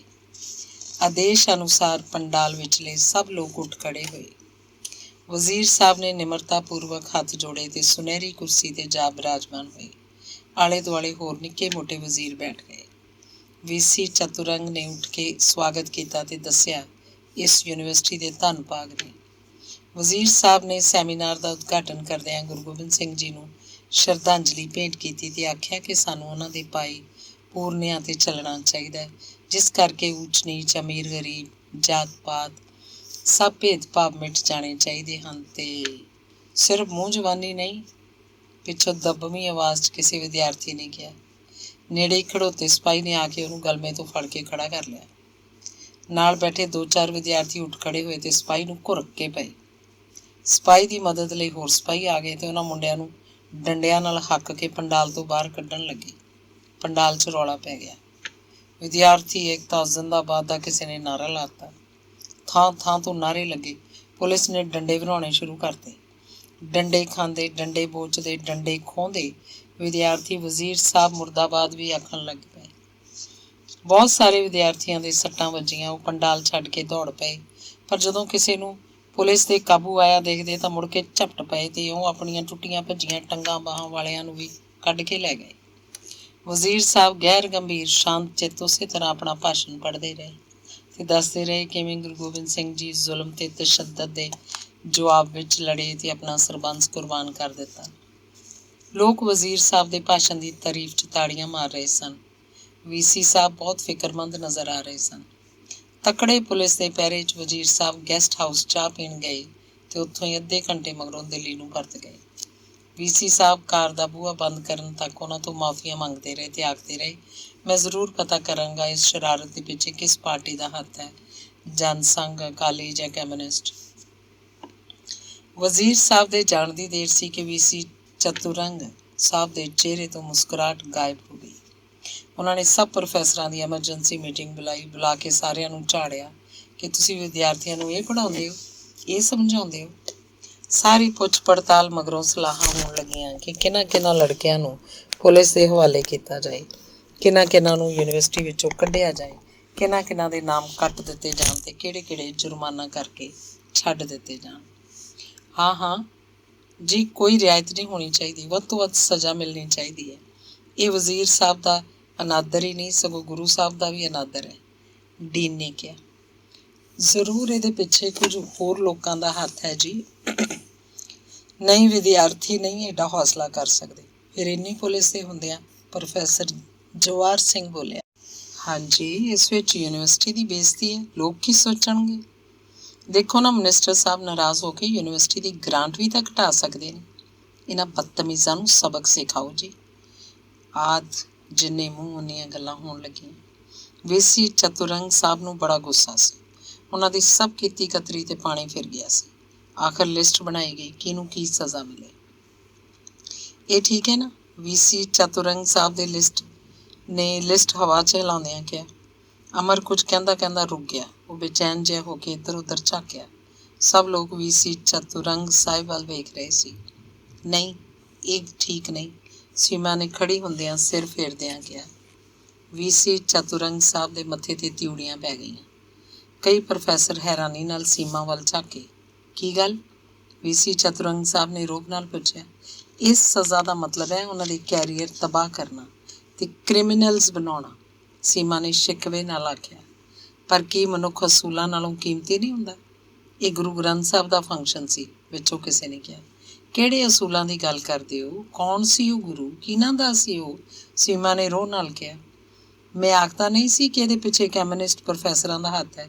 ਪ੍ਰੋਫੈਸਰ ਜਵਾਹਰ ਸਿੰਘ ਦੇ ਨਾਲ ਦੇ ਪ੍ਰੋਫੈਸਰ ਦੀ ਬਾਂਹ ਹਲੂਣ ਕੇ ਕਿਹਾ। ਨਾਲ ਬੈਠੇ ਅਮਰ ਨੇ ਉਸ ਵੱਲ ਘੂਰ ਕੇ ਵੇਖਿਆ। ਮੇਰਾ ਮਤਲਬ ਹੈ ਯੂਨੀਵਰਸਿਟੀ ਦੇ ਨਹੀਂ, ਬਾਹਰਲੇ ਕਮਿਊਨਿਸਟ ਪ੍ਰੋਫੈਸਰਾਂ ਦੀ ਸ਼ੈ ਹੈ ਇਹਨਾਂ ਨੂੰ। ਉਹ ਗੱਲ ਬਦਲ ਕੇ ਬੋਲਿਆ। ਤੂੰ ਚੁੱਪ ਰਹਿ ਜਵਾਹਰ ਸਿੰਘ। वीसी ਚਤੁਰੰਗ ਸਾਹਿਬ ਉਹਨੂੰ ਝਿੜਕੇ ਪਏ। ਹੋਰ ਕੌਣ ਕੌਣ ਮੈਡਮ ਦੀ ਗੱਲ ਨਾਲ ਸਹਿਮਤ ਹੈ ਕਿ ਕਸੂਰਵਾਰ ਵਿਦਿਆਰਥੀਆਂ ਨੂੰ ਕੋਈ ਸਜ਼ਾ ਨਾ ਦਿੱਤੀ ਜਾਏ? वीसी ਚਤੁਰੰਗ ਸਾਹਿਬ ਨੇ ਵਿਅੰਗ ਨਾਲ ਪੁੱਛਿਆ। ਇੱਕ ਪਲ ਸન્ਨਾਟਾ ਛਾ ਗਿਆ, ਕੋਈ ਨਹੀਂ ਬੋਲਿਆ। ਸੀਮਾ ਨੇ ਹਰ ਕੇ ਉਹਨਾਂ ਵੱਲ ਵੇਖਿਆ। ਗਿੱਦੜ ਲੂੰਬੜ ਮਨ 'ਚ ਗਿਆ। वीसी ਸੀਮਾ ਨੂੰ ਕੁਝ ਆਖਣ ਹੀ ਲੱਗਾ ਸੀ ਕਿ ਅਮਰ ਉੱਠ ਕੇ ਸਹਿਜ ਨਾਲ ਬੋਲਿਆ। ਮੈਂ ਇਹਨਾਂ ਦੀ ਗੱਲ ਨਾਲ ਸਹਿਮਤ ਹਾਂ। ਮੈਨੂੰ ਪਹਿਲਾਂ ਹੀ ਪਤਾ ਸੀ ਤੁਸੀਂ ਸਹਿਮਤ ਹੋਵੋਗੇ। वीसी ਚਤੁਰੰਗ ਸਾਹਿਬ ਨੇ ਮਜ਼ਾਕ ਵਾਂਗ ਕਿਹਾ। ਅੱਛਾ, ਤੁਸੀਂ ਸਭ ਜਾ ਸਕਦੇ ਹੋ? वीसी ਚਤੁਰੰਗ ਸਾਹਿਬ ਨੇ ਉਹਨਾਂ ਸਭਨਾਂ ਨੂੰ ਕਿਹਾ। ਸਾਰੇ ਦੇ ਸਾਰੇ ਪ੍ਰੋਫੈਸਰ ਦੋਸ਼ੀਆਂ ਵਾਂਗ ਚੁੱਪਚਾਪ ਬਾਹਰ ਨਿਕਲੇ। ਕਿਸੇ ਦਾ ਵੀ ਦੂਸਰੇ ਵੱਲ ਤੱਕਣ ਦਾ ਹੌਸਲਾ ਨਹੀਂ ਸੀ ਪੈਂਦਾ। ਸਭ ਕਿਆਸ ਕਰ ਰਹੇ ਸਨ ਕਿ ਹੁਣ ਸੀਮਾ ਦੀ ਖੈਰ ਨਹੀਂ। ਇੱਕ ਬਜ਼ੁਰਗ ਪ੍ਰੋਫੈਸਰ ਨੇ ਸੀਮਾ ਨੂੰ ਇਹ ਵੀ ਕਿਹਾ, ਤੁਸੀਂ ਵਿਦਿਆਰਥੀਆਂ ਦਾ ਕੁਝ ਨਹੀਂ ਸਵਾਰ ਸਕਣਾ, ਆਪਣਾ ਜ਼ਰੂਰ ਵਿਗਾੜ ਲਓਗੇ। ਗੱਲ ਵਿਦਿਆਰਥੀਆਂ ਤੱਕ ਵੀ ਪਹੁੰਚ ਗਈ। ਅਗਲੀ ਸਵੇਰ वीसी ਚਤੁਰੰਗ ਸਾਹਿਬ ਨੂੰ ਇੱਕ ਖੱਤ ਮਿਲਿਆ। ਮੈਡਮ ਸੀਮਾ ਦਾ ਅਗਰ ਕੋਈ ਨੁਕਸਾਨ ਕੀਤਾ, ਉਹਦੇ ਬਦਲੇ ਜੋ ਵੀ ਵਾਪਰਿਆ ਉਹਦੇ ਜ਼ਿੰਮੇਵਾਰ ਤੁਸੀਂ ਹੋਵੋਗੇ। ਹੇਠਾਂ ਲਿਖਿਆ ਸੀ ਵਿਦਿਆਰਥੀਆਂ ਵੱਲੋਂ। वीसी ਚਤੁਰੰਗ ਸਾਹਿਬ ਨੇ ਉਦੋਂ ਹੀ ਸੀਮਾ ਦੀ ਪਰਸਨਲ ਫਾਈਲ ਮੰਗਵਾ ਕੇ ਵੇਖੀ। ਉਹ ਕਨਫਰਮ ਹੋ ਚੁੱਕੀ ਸੀ। ਰਿਜ਼ਲਟ ਰਿਪੋਰਟਾਂ ਵਧੀਆ ਸਨ। ਇਸ ਤੋਂ ਪਿੱਛੋਂ ਬਹੁਤ ਸਾਰੇ ਪ੍ਰੋਫੈਸਰਨੀਆਂ ਸੀਮਾ ਨਾਲ ਬੋਲਣੋਂ ਹਟ ਗਏ। ਇਉਂ ਜ਼ਾਹਰ ਕਰਕੇ ਕੋਲੋਂ ਦੀ ਲੰਘਦੇ ਜਿਵੇਂ ਉਹਨਾਂ ਨੇ ਸੀਮਾ ਨੂੰ ਵੇਖਿਆ ਹੀ ਨਹੀਂ। ਗਿੱਦੜ ਲੂੰਬੜ, ਸੀਮਾ ਸੋਚਦੀ। ਪਰ ਅਮਰ ਅੱਜ ਪਰਾਂ ਦੀ ਨਾ ਲੰਘਿਆ, ਨੇੜੇ ਆ ਕੇ ਬੋਲਿਆ, ਨਮਸਕਾਰ। ਸੀਮਾ ਨੂੰ ਕੋਈ ਉੱਤਰ ਨਾ ਔੜਿਆ। ਝੇਂਪ ਜੀ ਗਈ, ਜ਼ਰਾ ਕੁ ਮੁਸਕਰਾ ਕੇ ਅਗਾਂਹ ਲੰਘ ਗਈ। ਸ਼ਾਇਦ ਕੈਂਟੀਨ ਵੱਲ ਜਾ ਰਹੀ ਸੀ। ਇੱਕ ਅਮਰ ਦਾ ਮਨ ਕੀਤਾ ਉਹ ਸੀਮਾ ਨਾਲ ਕੈਂਟੀਨ ਤੇ ਚਾਹ ਪੀਣ ਚਲਾ ਜਾਵੇ। ਅੱਜ ਇਕੱਲੀ ਤਾਂ ਜਾ ਰਹੀ ਸੀ ਉਹ, ਪਰ ਸਾਹਮਣੇ ਉਹ ਕੁਝ ਮੁੰਡੇ ਕੁੜੀਆਂ ਸ਼ਾਇਦ ਉਸੇ ਕੋਲ ਆ ਰਹੇ ਸਨ। ਵਿਦਿਆਰਥੀਆਂ ਨੇ ਸੀਮਾ ਨੂੰ ਕਈ ਖਬਰਾਂ ਸੁਣਾਈਆਂ, ਜਿਨ੍ਹਾਂ 'ਚੋਂ ਇੱਕ ਇਹ ਵੀ ਸੀ ਕਿ ਅਮਰ ਦੀ ਨੌਕਰੀ ਕੱਚੀ ਹੈ ਤੇ ਉਹਨੂੰ ਕੱਢਿਆ ਜਾਏਗਾ ਜੇ ਉਹਨੇ वीसी ਚਤੁਰੰਗ ਸਾਹਿਬ ਤੋਂ ਜਾ ਕੇ ਮਾਫੀ ਨਾ ਮੰਗੀ। ਪਲ ਦੇ ਪਲ ਲਈ ਸੀਮਾ ਅਮਰ ਨੂੰ ਅਟੈਚੀ ਕੇਸ ਫੜੀ ਗੱਡੀ ਚੜ੍ਹ ਰਿਹਾ ਵੇਖ ਰਹੀ ਸੀ, ਚੁੱਪਚਾਪ, ਉਦਾਸ। ਸੀਮਾ ਕੈਂਟੀਨ ਤੋਂ ਉੱਠ ਕੇ वीसी ਚਤੁਰੰਗ ਸਾਹਿਬ ਨੂੰ ਮਿਲਣ ਚਲੀ ਗਈ। वीसी ਚਤੁਰੰਗ ਸਾਹਿਬ ਨੇ ਸੋਚਿਆ ਹੁਣ ਮਾਫੀ ਮੰਗੇਗੀ। ਜੇ ਕੱਢਣਾ ਹੀ ਹੈ ਤਾਂ ਮੈਨੂੰ ਕੱਢੋ, ਅਮਰ ਨੂੰ ਕਿਉਂ ਕੱਢਦੇ ਹੋ? ਸੀਮਾ ਨੇ ਕਿਹਾ। वीसी ਚਤੁਰੰਗ ਸਾਹਿਬ ਮੁਸਕਰਾਏ ਤੇ ਬੋਲੇ, ਮੈਨੂੰ ਲਾਇਕ ਬੰਦਿਆਂ ਦੀ ਕਦਰ ਹੈ। ਮੈਂ ਤਾਂ ਉਸ ਦਿਨ ਦੀ ਘਟਨਾ ਤੋਂ ਪਹਿਲਾਂ ਸੋਚ ਰਿਹਾ ਸੀ ਕਿ ਤੁਹਾਡੀ ਪ੍ਰਮੋਸ਼ਨ ਕਰ ਦਿੱਤੀ ਜਾਵੇ, ਪਰ ਤੁਸੀਂ ਆਪ ਹੀ ਕੰਮ ਖਰਾਬ ਕਰ ਲਿਆ। ਦੇਖੋ ਨਾ, ਹੁਣ ਮੈਂ ਤੁਹਾਡੀ ਪ੍ਰਮੋਸ਼ਨ ਬਾਰੇ ਕੋਈ ਸਿਫਾਰਿਸ਼ ਕਰਾਂ ਤਾਂ ਮੰਨੀ ਨਹੀਂ ਜਾਏਗੀ। ਬਾਕੀ ਤੁਹਾਨੂੰ ਪਤਾ ਨਹੀਂ, ਅਮਰ ਬੜਾ ਖਤਰਨਾਕ ਬੰਦਾ ਹੈ। ਕਈ ਨੈਕਸਲਾਈਟ ਇਹਦੇ ਵਾਕਫ ਨੇ। ਮਾਓ ਦੀ ਰੈੱਡ ਬੁੱਕ ਦੀਆਂ ਕਾਪੀਆਂ ਇਹਨੇ ਵਿਦਿਆਰਥੀਆਂ 'ਚ ਵੰਡੀਆਂ ਸੀ। ਕਮਿਊਨਿਸਟ ਪਾਰਟੀ ਦਾ ਇਸ ਇਲਾਕੇ 'ਚ ਇਹ ਆਰਗੇਨਾਈਜ਼ਰ ਹੈ। ਉਹ ਕਿਸੇ ਵੀ ਵੇਲੇ ਯੂਨੀਵਰਸਿਟੀ 'ਚ ਗੜਬੜ ਕਰਵਾ ਸਕਦਾ ਹੈ। ਦਿੱਲੀ ਤੋਂ ਇਸੇ ਲਈ ਕੱਢਿਆ ਗਿਆ। ਮੈਂ ਤਾਂ ਆਖਦਾ ਆਰਾਮ ਨਾਲ ਰਹੇ, ਬੇਸ਼ੱਕ ਰਹੇ, ਕਿਉਂ ਆਪਣਾ ਵੀ ਕੈਰੀਅਰ ਖਰਾਬ ਕਰਦਾ। ਬਾਕੀ ਮੈਂ ਇਸ ਹਰਗਿਜ਼ ਬਰਦਾਸ਼ਤ ਨਹੀਂ ਕਰ ਸਕਦਾ ਕਿ ਕੋਈ ਵਿਦਿਆਰਥੀਆਂ ਨੂੰ ਵਿਗਾੜੇ। ਸੀਮਾ ਚੁੱਪਚਾਪ वीसी ਚਤੁਰੰਗ ਸਾਹਿਬ ਵੱਲ ਵੇਖ ਰਹੀ ਸੀ। ਮੈਂ ਮੰਨਦਾ ਬਾਹਰਲੀਆਂ ਯੂਨੀਵਰਸਿਟੀਆਂ 'ਚ ਮਾਓ ਲੈਨਿਨ ਪੜ੍ਹਾਏ ਜਾਂਦੇ ਨੇ, ਪਰ ਸਾਡੇ ਹਾਲਾਤ ਅਜਿਹੇ ਨਹੀਂ। ਹਾਂ, ਤੁਸੀਂ ਆਪਣੇ ਪ੍ਰਾਈਵੇਟ ਵਿਊਜ਼ ਜੋ ਮਰਜ਼ੀ ਰੱਖੋ, ਪਰ ਜਮਾਤ 'ਚ ਕੋਈ ਅਜਿਹੀ ਗੱਲ ਨਾ ਕਰੋ। ਅਜਿਹੇ ਬੰਦਿਆਂ ਨੂੰ ਯੂਨੀਵਰਸਿਟੀ 'ਚ ਰੱਖਦੇ ਹੀ ਫਿਰ ਕਿਸ ਲਈ? ਸੀਮਾ ਨੇ ਜ਼ਰਾ ਹੱਸ ਕੇ ਕਿਹਾ। ਅਜਿਹੇ ਬੰਦਿਆਂ ਨੂੰ ਯੂਨੀਵਰਸਿਟੀ 'ਚ ਰੱਖਦੀ ਫਿਰ ਕਿਸ ਲਈ ਹੋ? ਸੀਮਾ ਨੇ ਜ਼ਰਾ ਹੱਸ ਕੇ ਕਿਹਾ। ਪਰ ਵੀਸੀ ਚਤੁਰੰਗ ਸਾਹਿਬ ਨੂੰ ਵਿਅੰਗ ਦੀ ਸਮਝ ਨਹੀਂ ਲੱਗੀ। ਦੱਸਣ ਲੱਗੇ, ਮੈਂ ਤਾਂ ਇਹਨੂੰ ਰੱਖਣਾ ਨਹੀਂ ਸੀ ਚਾਹੁੰਦਾ, ਪਰ ਐਕਸਪਰਟ ਅੜ ਗਏ। ਗਲਤੀ ਮੇਰੇ ਕੋਲੋਂ ਵੀ ਹੋਈ। ਉਹਨਾਂ ਨੂੰ ਪਹਿਲੇ ਸਭ ਕੁਝ ਸਮਝਾ ਨਹੀਂ ਸਕਿਆ। ਉਹ ਤਾਂ ਰੱਖ ਕੇ ਚਲੇ ਗਏ, ਮੁਸੀਬਤ ਤਾਂ ਮੈਨੂੰ ਪਾ ਗਏ। ਸੀਮਾ ਹੱਸ ਕੇ ਬੋਲੀ, ਪੋਸਟ ਐਡਵਰਟਾਈਜ਼ ਕਰਨ ਵੇਲੇ ਲਿਖ ਦਿਆ ਕਰੋ ਕਿ ਸਿਰਫ ਮੀਡੀਓਕਰਸ ਦੇ ਚਮਚੇ ਹੀ ਅਪਲਾਈ ਕਰਨ। ਵੀਸੀ ਚਤੁਰੰਗ ਸਾਹਿਬ ਦੇ ਤਿਊੜੀਆਂ ਪੈ ਗਈਆਂ। ਤੁਹਾਡੇ ਵਰਗੇ ਟੀਚਰਸ ਹੀ ਸਟੂਡੈਂਟਸ ਦਾ ਦਿਮਾਗ ਖਰਾਬ ਕਰਦੇ ਨੇ। ਅੱਛਾ, ਮੈਂ ਤਾਂ ਆਡੀਟੋਰੀਅਮ 'ਚ ਫੰਕਸ਼ਨ 'ਤੇ ਜਾਣਾ, ਆਖ ਵੀਸੀ ਚਤੁਰੰਗ ਸਾਹਿਬ ਨੇ ਉਹਨੂੰ ਜਾਣ ਲਈ ਇਸ਼ਾਰਾ ਕੀਤਾ। ਸੀਮਾ ਦੇ ਕਮਰੇ ਤੋਂ ਬਾਹਰ ਜਾਣ ਮਗਰੋਂ ਵੀਸੀ ਚਤੁਰੰਗ ਸਾਹਿਬ ਨੇ ਬੜੀ ਦੱਬ ਕੇ ਘੰਟੀ ਮਾਰੀ। ਪੀਏ ਨੂੰ ਸੱਦਿਆ। ਹੱਥ 'ਚ ਕਾਪੀ ਪੈਨਸਿਲ ਫੜੀ ਪੀਏ ਆ ਹਾਜ਼ਰ ਹੋਇਆ। ਪਹਿਲੇ ਪੁੱਛ ਕਿਉਂ ਨਹੀਂ ਲੈਂਦੇ ਜਿਹੜੇ ਮਿਲਣ ਆਉਂਦੇ? ਖਾਮ ਖਾ ਟਾਈਮ ਵੇਸਟ ਕਰਦੇ ਨੇ ਲੋਕ ਮੇਰਾ। ਇਹ ਲੜਕੀ ਫੇਰ ਕਦੇ ਆਏ ਤਾਂ ਆਖ ਦੇਣਾ ਮੈਂ ਵਿਹਲਾ ਨਹੀਂ। ਵੀਸੀ ਚਤੁਰੰਗ ਸਾਹਿਬ ਨੇ ਪੀਏ ਨੂੰ ਝਿੜਕ ਕੇ ਕਿਹਾ। ਖਿਜੀ ਖਜਾਈ ਸੀਮਾ ਫੰਕਸ਼ਨ 'ਤੇ ਨਹੀਂ ਗਈ, ਸਗੋਂ ਲਾਇਬ੍ਰੇਰੀ ਆ ਬੈਠੀ।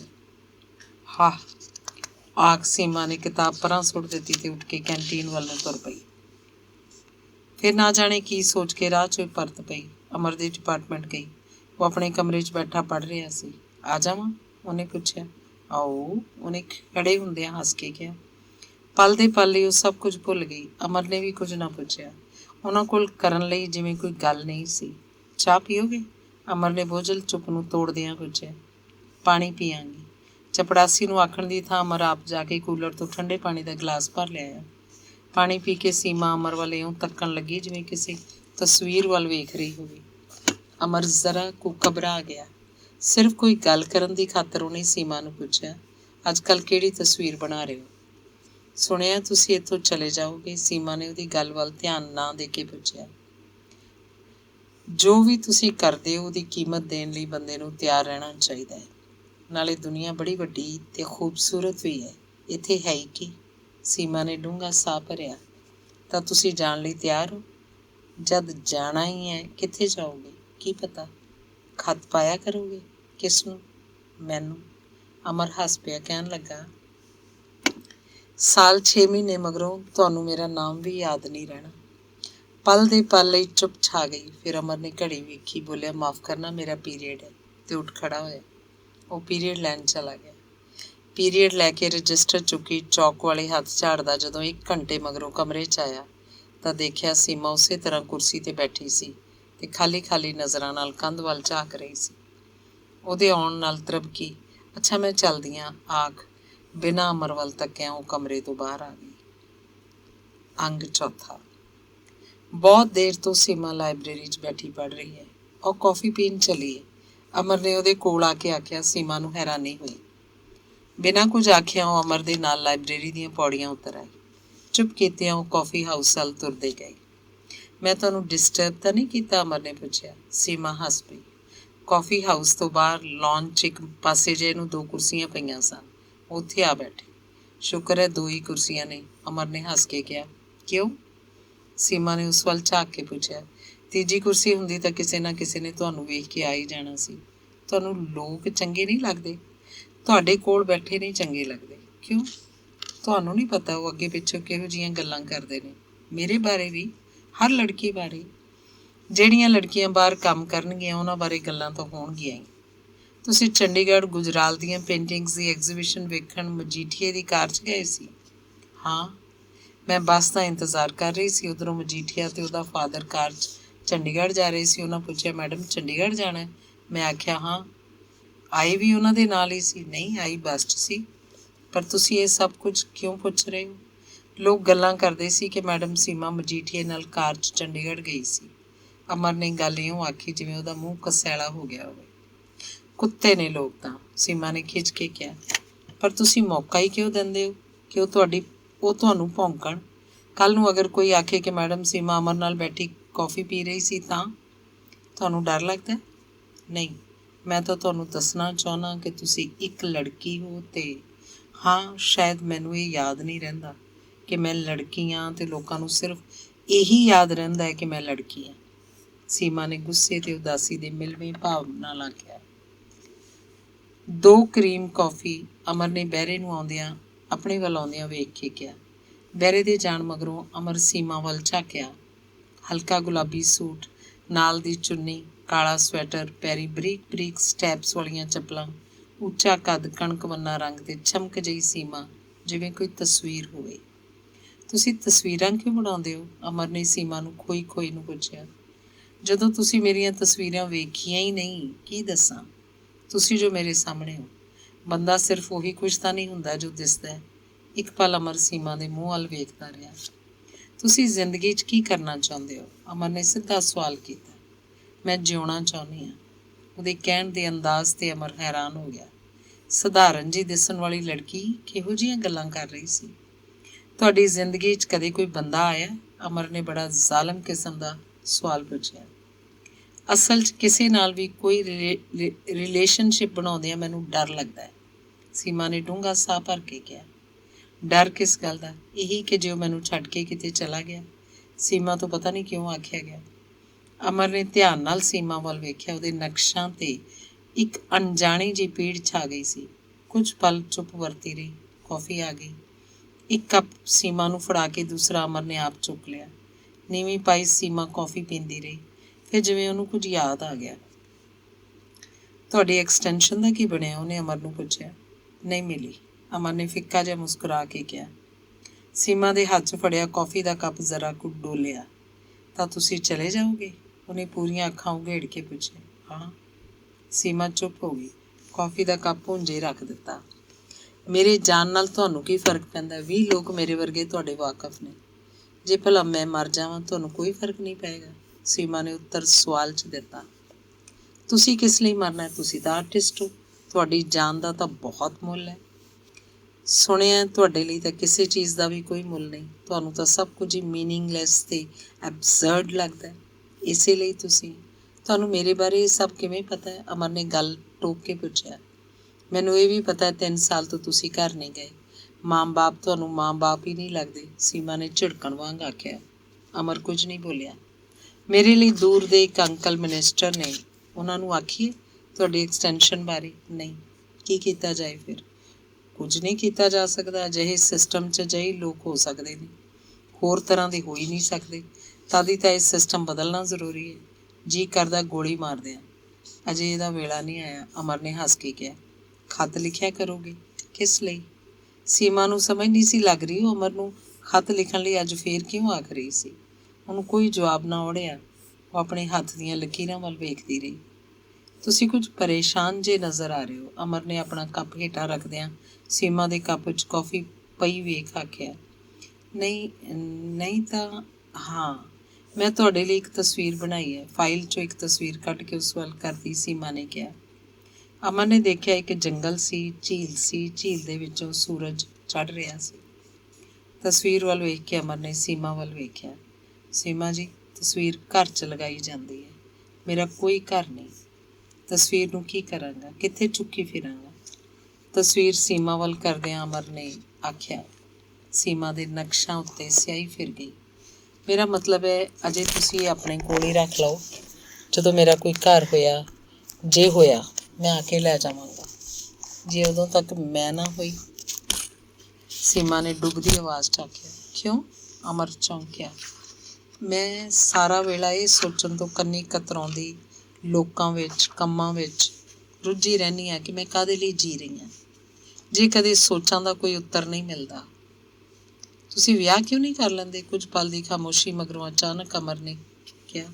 ਕਿਸ ਨਾਲ? ਸੀਮਾ ਦਾ ਸਵਾਲ ਸੀ। ਉਸੇ ਵੇਲੇ ਪ੍ਰੋਫੈਸਰ ਜਵਾਹਰ ਉੱਧਰੋਂ ਲੰਘਿਆ ਅਤੇ ਉਹਨਾਂ ਵੱਲ ਵੇਖ ਕੇ ਹੱਸ ਪਿਆ, ਜਿਵੇਂ ਅਮਰ ਨੂੰ ਦੱਸ ਦੇਣਾ ਚਾਹੁੰਦਾ ਹੋਵੇ ਕਿ ਮੈਂ ਤੈਨੂੰ ਸੀਮਾ ਨਾਲ ਕੌਫੀ ਪੀਂਦੇ ਵੇਖ ਲਿਆ। ਅਮਰ ਨੇ ਉਸ ਵੱਲ ਤਿਉੜੀਆਂ ਪਾ ਕੇ ਵੇਖਿਆ ਅਤੇ ਸੀਮਾ ਨੂੰ ਆਖਿਆ, ਚਲੋ ਚੱਲੀਏ। ਬਹਿਰਾ ਬਿੱਲ ਲੈ ਕੇ ਆ ਗਿਆ। 2 ਰੁਪਏ ਕੁਝ ਪੈਸੇ। ਅਮਰ ਨੇ 5 ਦਾ ਨੋਟ ਪਲੇਟ 'ਚ ਰੱਖਦਿਆਂ ਕਿਹਾ, ਬਾਕੀ ਤੁਮ ਰੱਖ ਲੈਣਾ। ਬਹਿਰਾ ਹੈਰਾਨ ਹੋਇਆ, ਉਹਨਾਂ ਨੂੰ ਜਾਂਦਿਆਂ ਨੂੰ ਵੇਖ ਰਿਹਾ ਸੀ। ਅੰਗ 5ਵਾਂ। ਮੌਸਮ ਬਦਲ ਗਿਆ ਸੀ। ਸਰਦੀ ਚਲੀ ਗਈ ਸੀ, ਗਰਮੀ ਆ ਗਈ ਸੀ। ਅਮਰ ਦੀ ਜਾਗ ਤਾਂ ਖੁੱਲ੍ਹ ਗਈ ਸੀ, ਪਰ ਨਾ ਉਹਨੇ ਉੱਠ ਕੇ ਬਰੱਸ਼ ਕੀਤਾ, ਨਾ ਚਾਹ ਬਣਾਈ, ਨਾ ਪੌੜੀਆਂ 'ਚੋਂ ਅਖਬਾਰ ਚੁੱਕ ਕੇ ਲਿਆਇਆ। ਛੱਤ 'ਤੇ ਘੁੰਮਦੇ ਪੱਖੇ ਵੱਲ ਝਾਕਦਾ ਨਾ ਜਾਣੇ ਕੀ ਸੋਚਦਾ ਰਿਹਾ। ਸਾਹਮਣੇ ਮੈਂਟਲ ਪੀਸ ਉੱਤੇ ਮਹਾਤਮਾ ਬੁੱਧ ਦਾ ਪੱਥਰ ਦਾ ਬੁੱਤ ਪਿਆ ਸੀ। ਇਸ ਯੁੱਗ 'ਚ ਬੁੱਧ ਪੱਥਰ ਹੋ ਗਿਆ। ਉਹਨੂੰ ਨਾ ਜਾਣੇ ਕਿਉਂ ਖਿਆਲ ਆਇਆ, ਸ਼ਾਇਦ ਇਸ ਲਈ ਕਿ ਉਹਦਾ ਮਨ ਕਰਦਾ ਸੀ ਅੱਜ ਹੀ ਬੁੱਧ ਕਿਧਰੇ ਹੁੰਦਾ। ਰੋਸ਼ਨਦਾਨ 'ਚ ਇੱਕ ਗੋਲਾ ਕਬੂਤਰ ਆ ਬੈਠਾ। ਪੁਰਾਣਿਆਂ ਵੇਲਿਆਂ 'ਚ ਕਬੂਤਰ ਸੁਨੇਹੇ ਲੈ ਕੇ ਆਉਂਦੇ ਹੁੰਦੇ ਸਨ। ਬੂਹਾ ਖੜਕਿਆ, ਉੱਠ ਕੇ ਦੇਖਿਆ ਕੋਈ ਨਹੀਂ ਸੀ। ਸ਼ਾਇਦ ਹਵਾ ਨਾਲ ਖੜਕਿਆ ਸੀ ਜਾਂ ਉਹਨੂੰ ਭੁਲੇਖਾ ਹੀ ਲੱਗਾ ਸੀ। ਵਕਤ ਵੇਖਿਆ, ਪੀਰੀਅਡ ਦਾ ਵਕਤ ਹੋ ਚੁੱਕਿਆ ਸੀ। ਇਹ ਵੀ ਕੀ ਬਕਵਾਸ ਹੈ। ਨਿੱਤ ਪੜ੍ਹਾਓ, ਨਿੱਤ ਰੋਟੀ ਖਾ ਲਓ, ਨਿੱਤ ਰਾਤ ਨੂੰ ਸੌਂ ਜਾਓ, ਅਗਲੇ ਦਿਨ ਫੇਰ ਉਹੀ ਪੜ੍ਹਾਉਣਾ ਖਾਣਾ, ਉਹਦੇ ਅਗਲੇ ਦਿਨ ਫੇਰ। ਅਮਰ ਨੇ ਸੋਚਿਆ ਤੇ ਰੇਡੀਓ ਲਾ ਦਿੱਤਾ। ਪਰ ਵਿਵਿਧ ਭਾਰਤੀ ਦਾ ਬੇਸੁਰਾ ਸੰਗੀਤ ਉਹ ਤੋਂ ਝੱਲਿਆ ਨਾ ਗਿਆ। ਝੱਟ ਹੀ ਬੰਦ ਕਰ ਦਿੱਤਾ। ਸਿਗਰਟ ਸੁਲਗਾ ਲਈ। ਬਾਰੀ 'ਚੋਂ ਬਾਹਰ ਵੇਖਣ ਲੱਗਿਆ। ਬਾਹਰ ਵੇਖਦਾ ਉਹ ਕੁਝ ਵੀ ਨਹੀਂ ਸੀ ਵੇਖ ਰਿਹਾ। ਉੱਠਿਆ, ਉੱਠ ਕੇ ਨਲਕਾ ਗੇੜ ਕੇ ਪਾਣੀ ਦੀਆਂ ਬਾਲਟੀਆਂ ਭਰੀਆਂ, ਕਮੀਜ਼ ਧੋਣ ਬੈਠ ਗਿਆ। ਕਮੀਜ਼ ਧੋ ਕੇ ਸੁੱਕਣੀ ਪਾਈ। ਖੋਜ ਹੀ ਮਹਿਸੂਸ ਹੋਈ। ਚਾਹ ਧਰਤੀ, ਕਮਰਾ ਸਾਫ਼ ਕਰਨ ਲੱਗ ਪਿਆ। ਕਮਰਾ ਸਾਫ਼ ਕਰਦਾ ਚਾਹ ਬਾਰੇ ਭੁੱਲ ਹੀ ਗਿਆ। ਸਾਰਾ ਪਾਣੀ ਸੁੱਕ ਗਿਆ। ਹੋਰ ਪਾਣੀ ਪਾ ਕੇ ਰੱਖਣ ਦੀ ਥਾਂ ਉਹਨੇ ਬਿਨਾਂ ਉਬਾਲਿਆਂ ਠੰਡਾ ਦੁੱਧ ਹੀ ਚੁੱਕ ਕੇ ਪੀ ਲਿਆ। ਬਹੁਤ ਦਿਨਾਂ ਤੋਂ ਬੰਦ ਪਿਆ ਆਪਣਾ ਵਾਇਲਨ ਚੁੱਕਿਆ, ਸੁਰਾਂ ਕੱਢਦੇ ਨੇ ਦੇਖਿਆ। ਉਹਦੀਆਂ ਉਂਗਲਾਂ ਕੰਬ ਰਹੀਆਂ ਸਨ। ਸ਼ਾਇਦ ਜ਼ਿਆਦਾ ਸ਼ਰਾਬ ਪੀਂਦੇ ਰਹਿਣ ਕਰਕੇ। ਸੁਰਾਂ ਨਾਲ ਇੱਕ ਸੁਰ ਹੋ ਉਹ ਹਵਾ 'ਚ ਮੰਡਲਾਉਣ ਲੱਗਾ। ਬਹੁਤ ਚਿਰ ਇਉਂ ਬੀਤ ਗਿਆ। ਹੌਲੀ ਹੌਲੀ ਉਹ ਧਰਤੀ 'ਤੇ ਪਰਤਿਆ।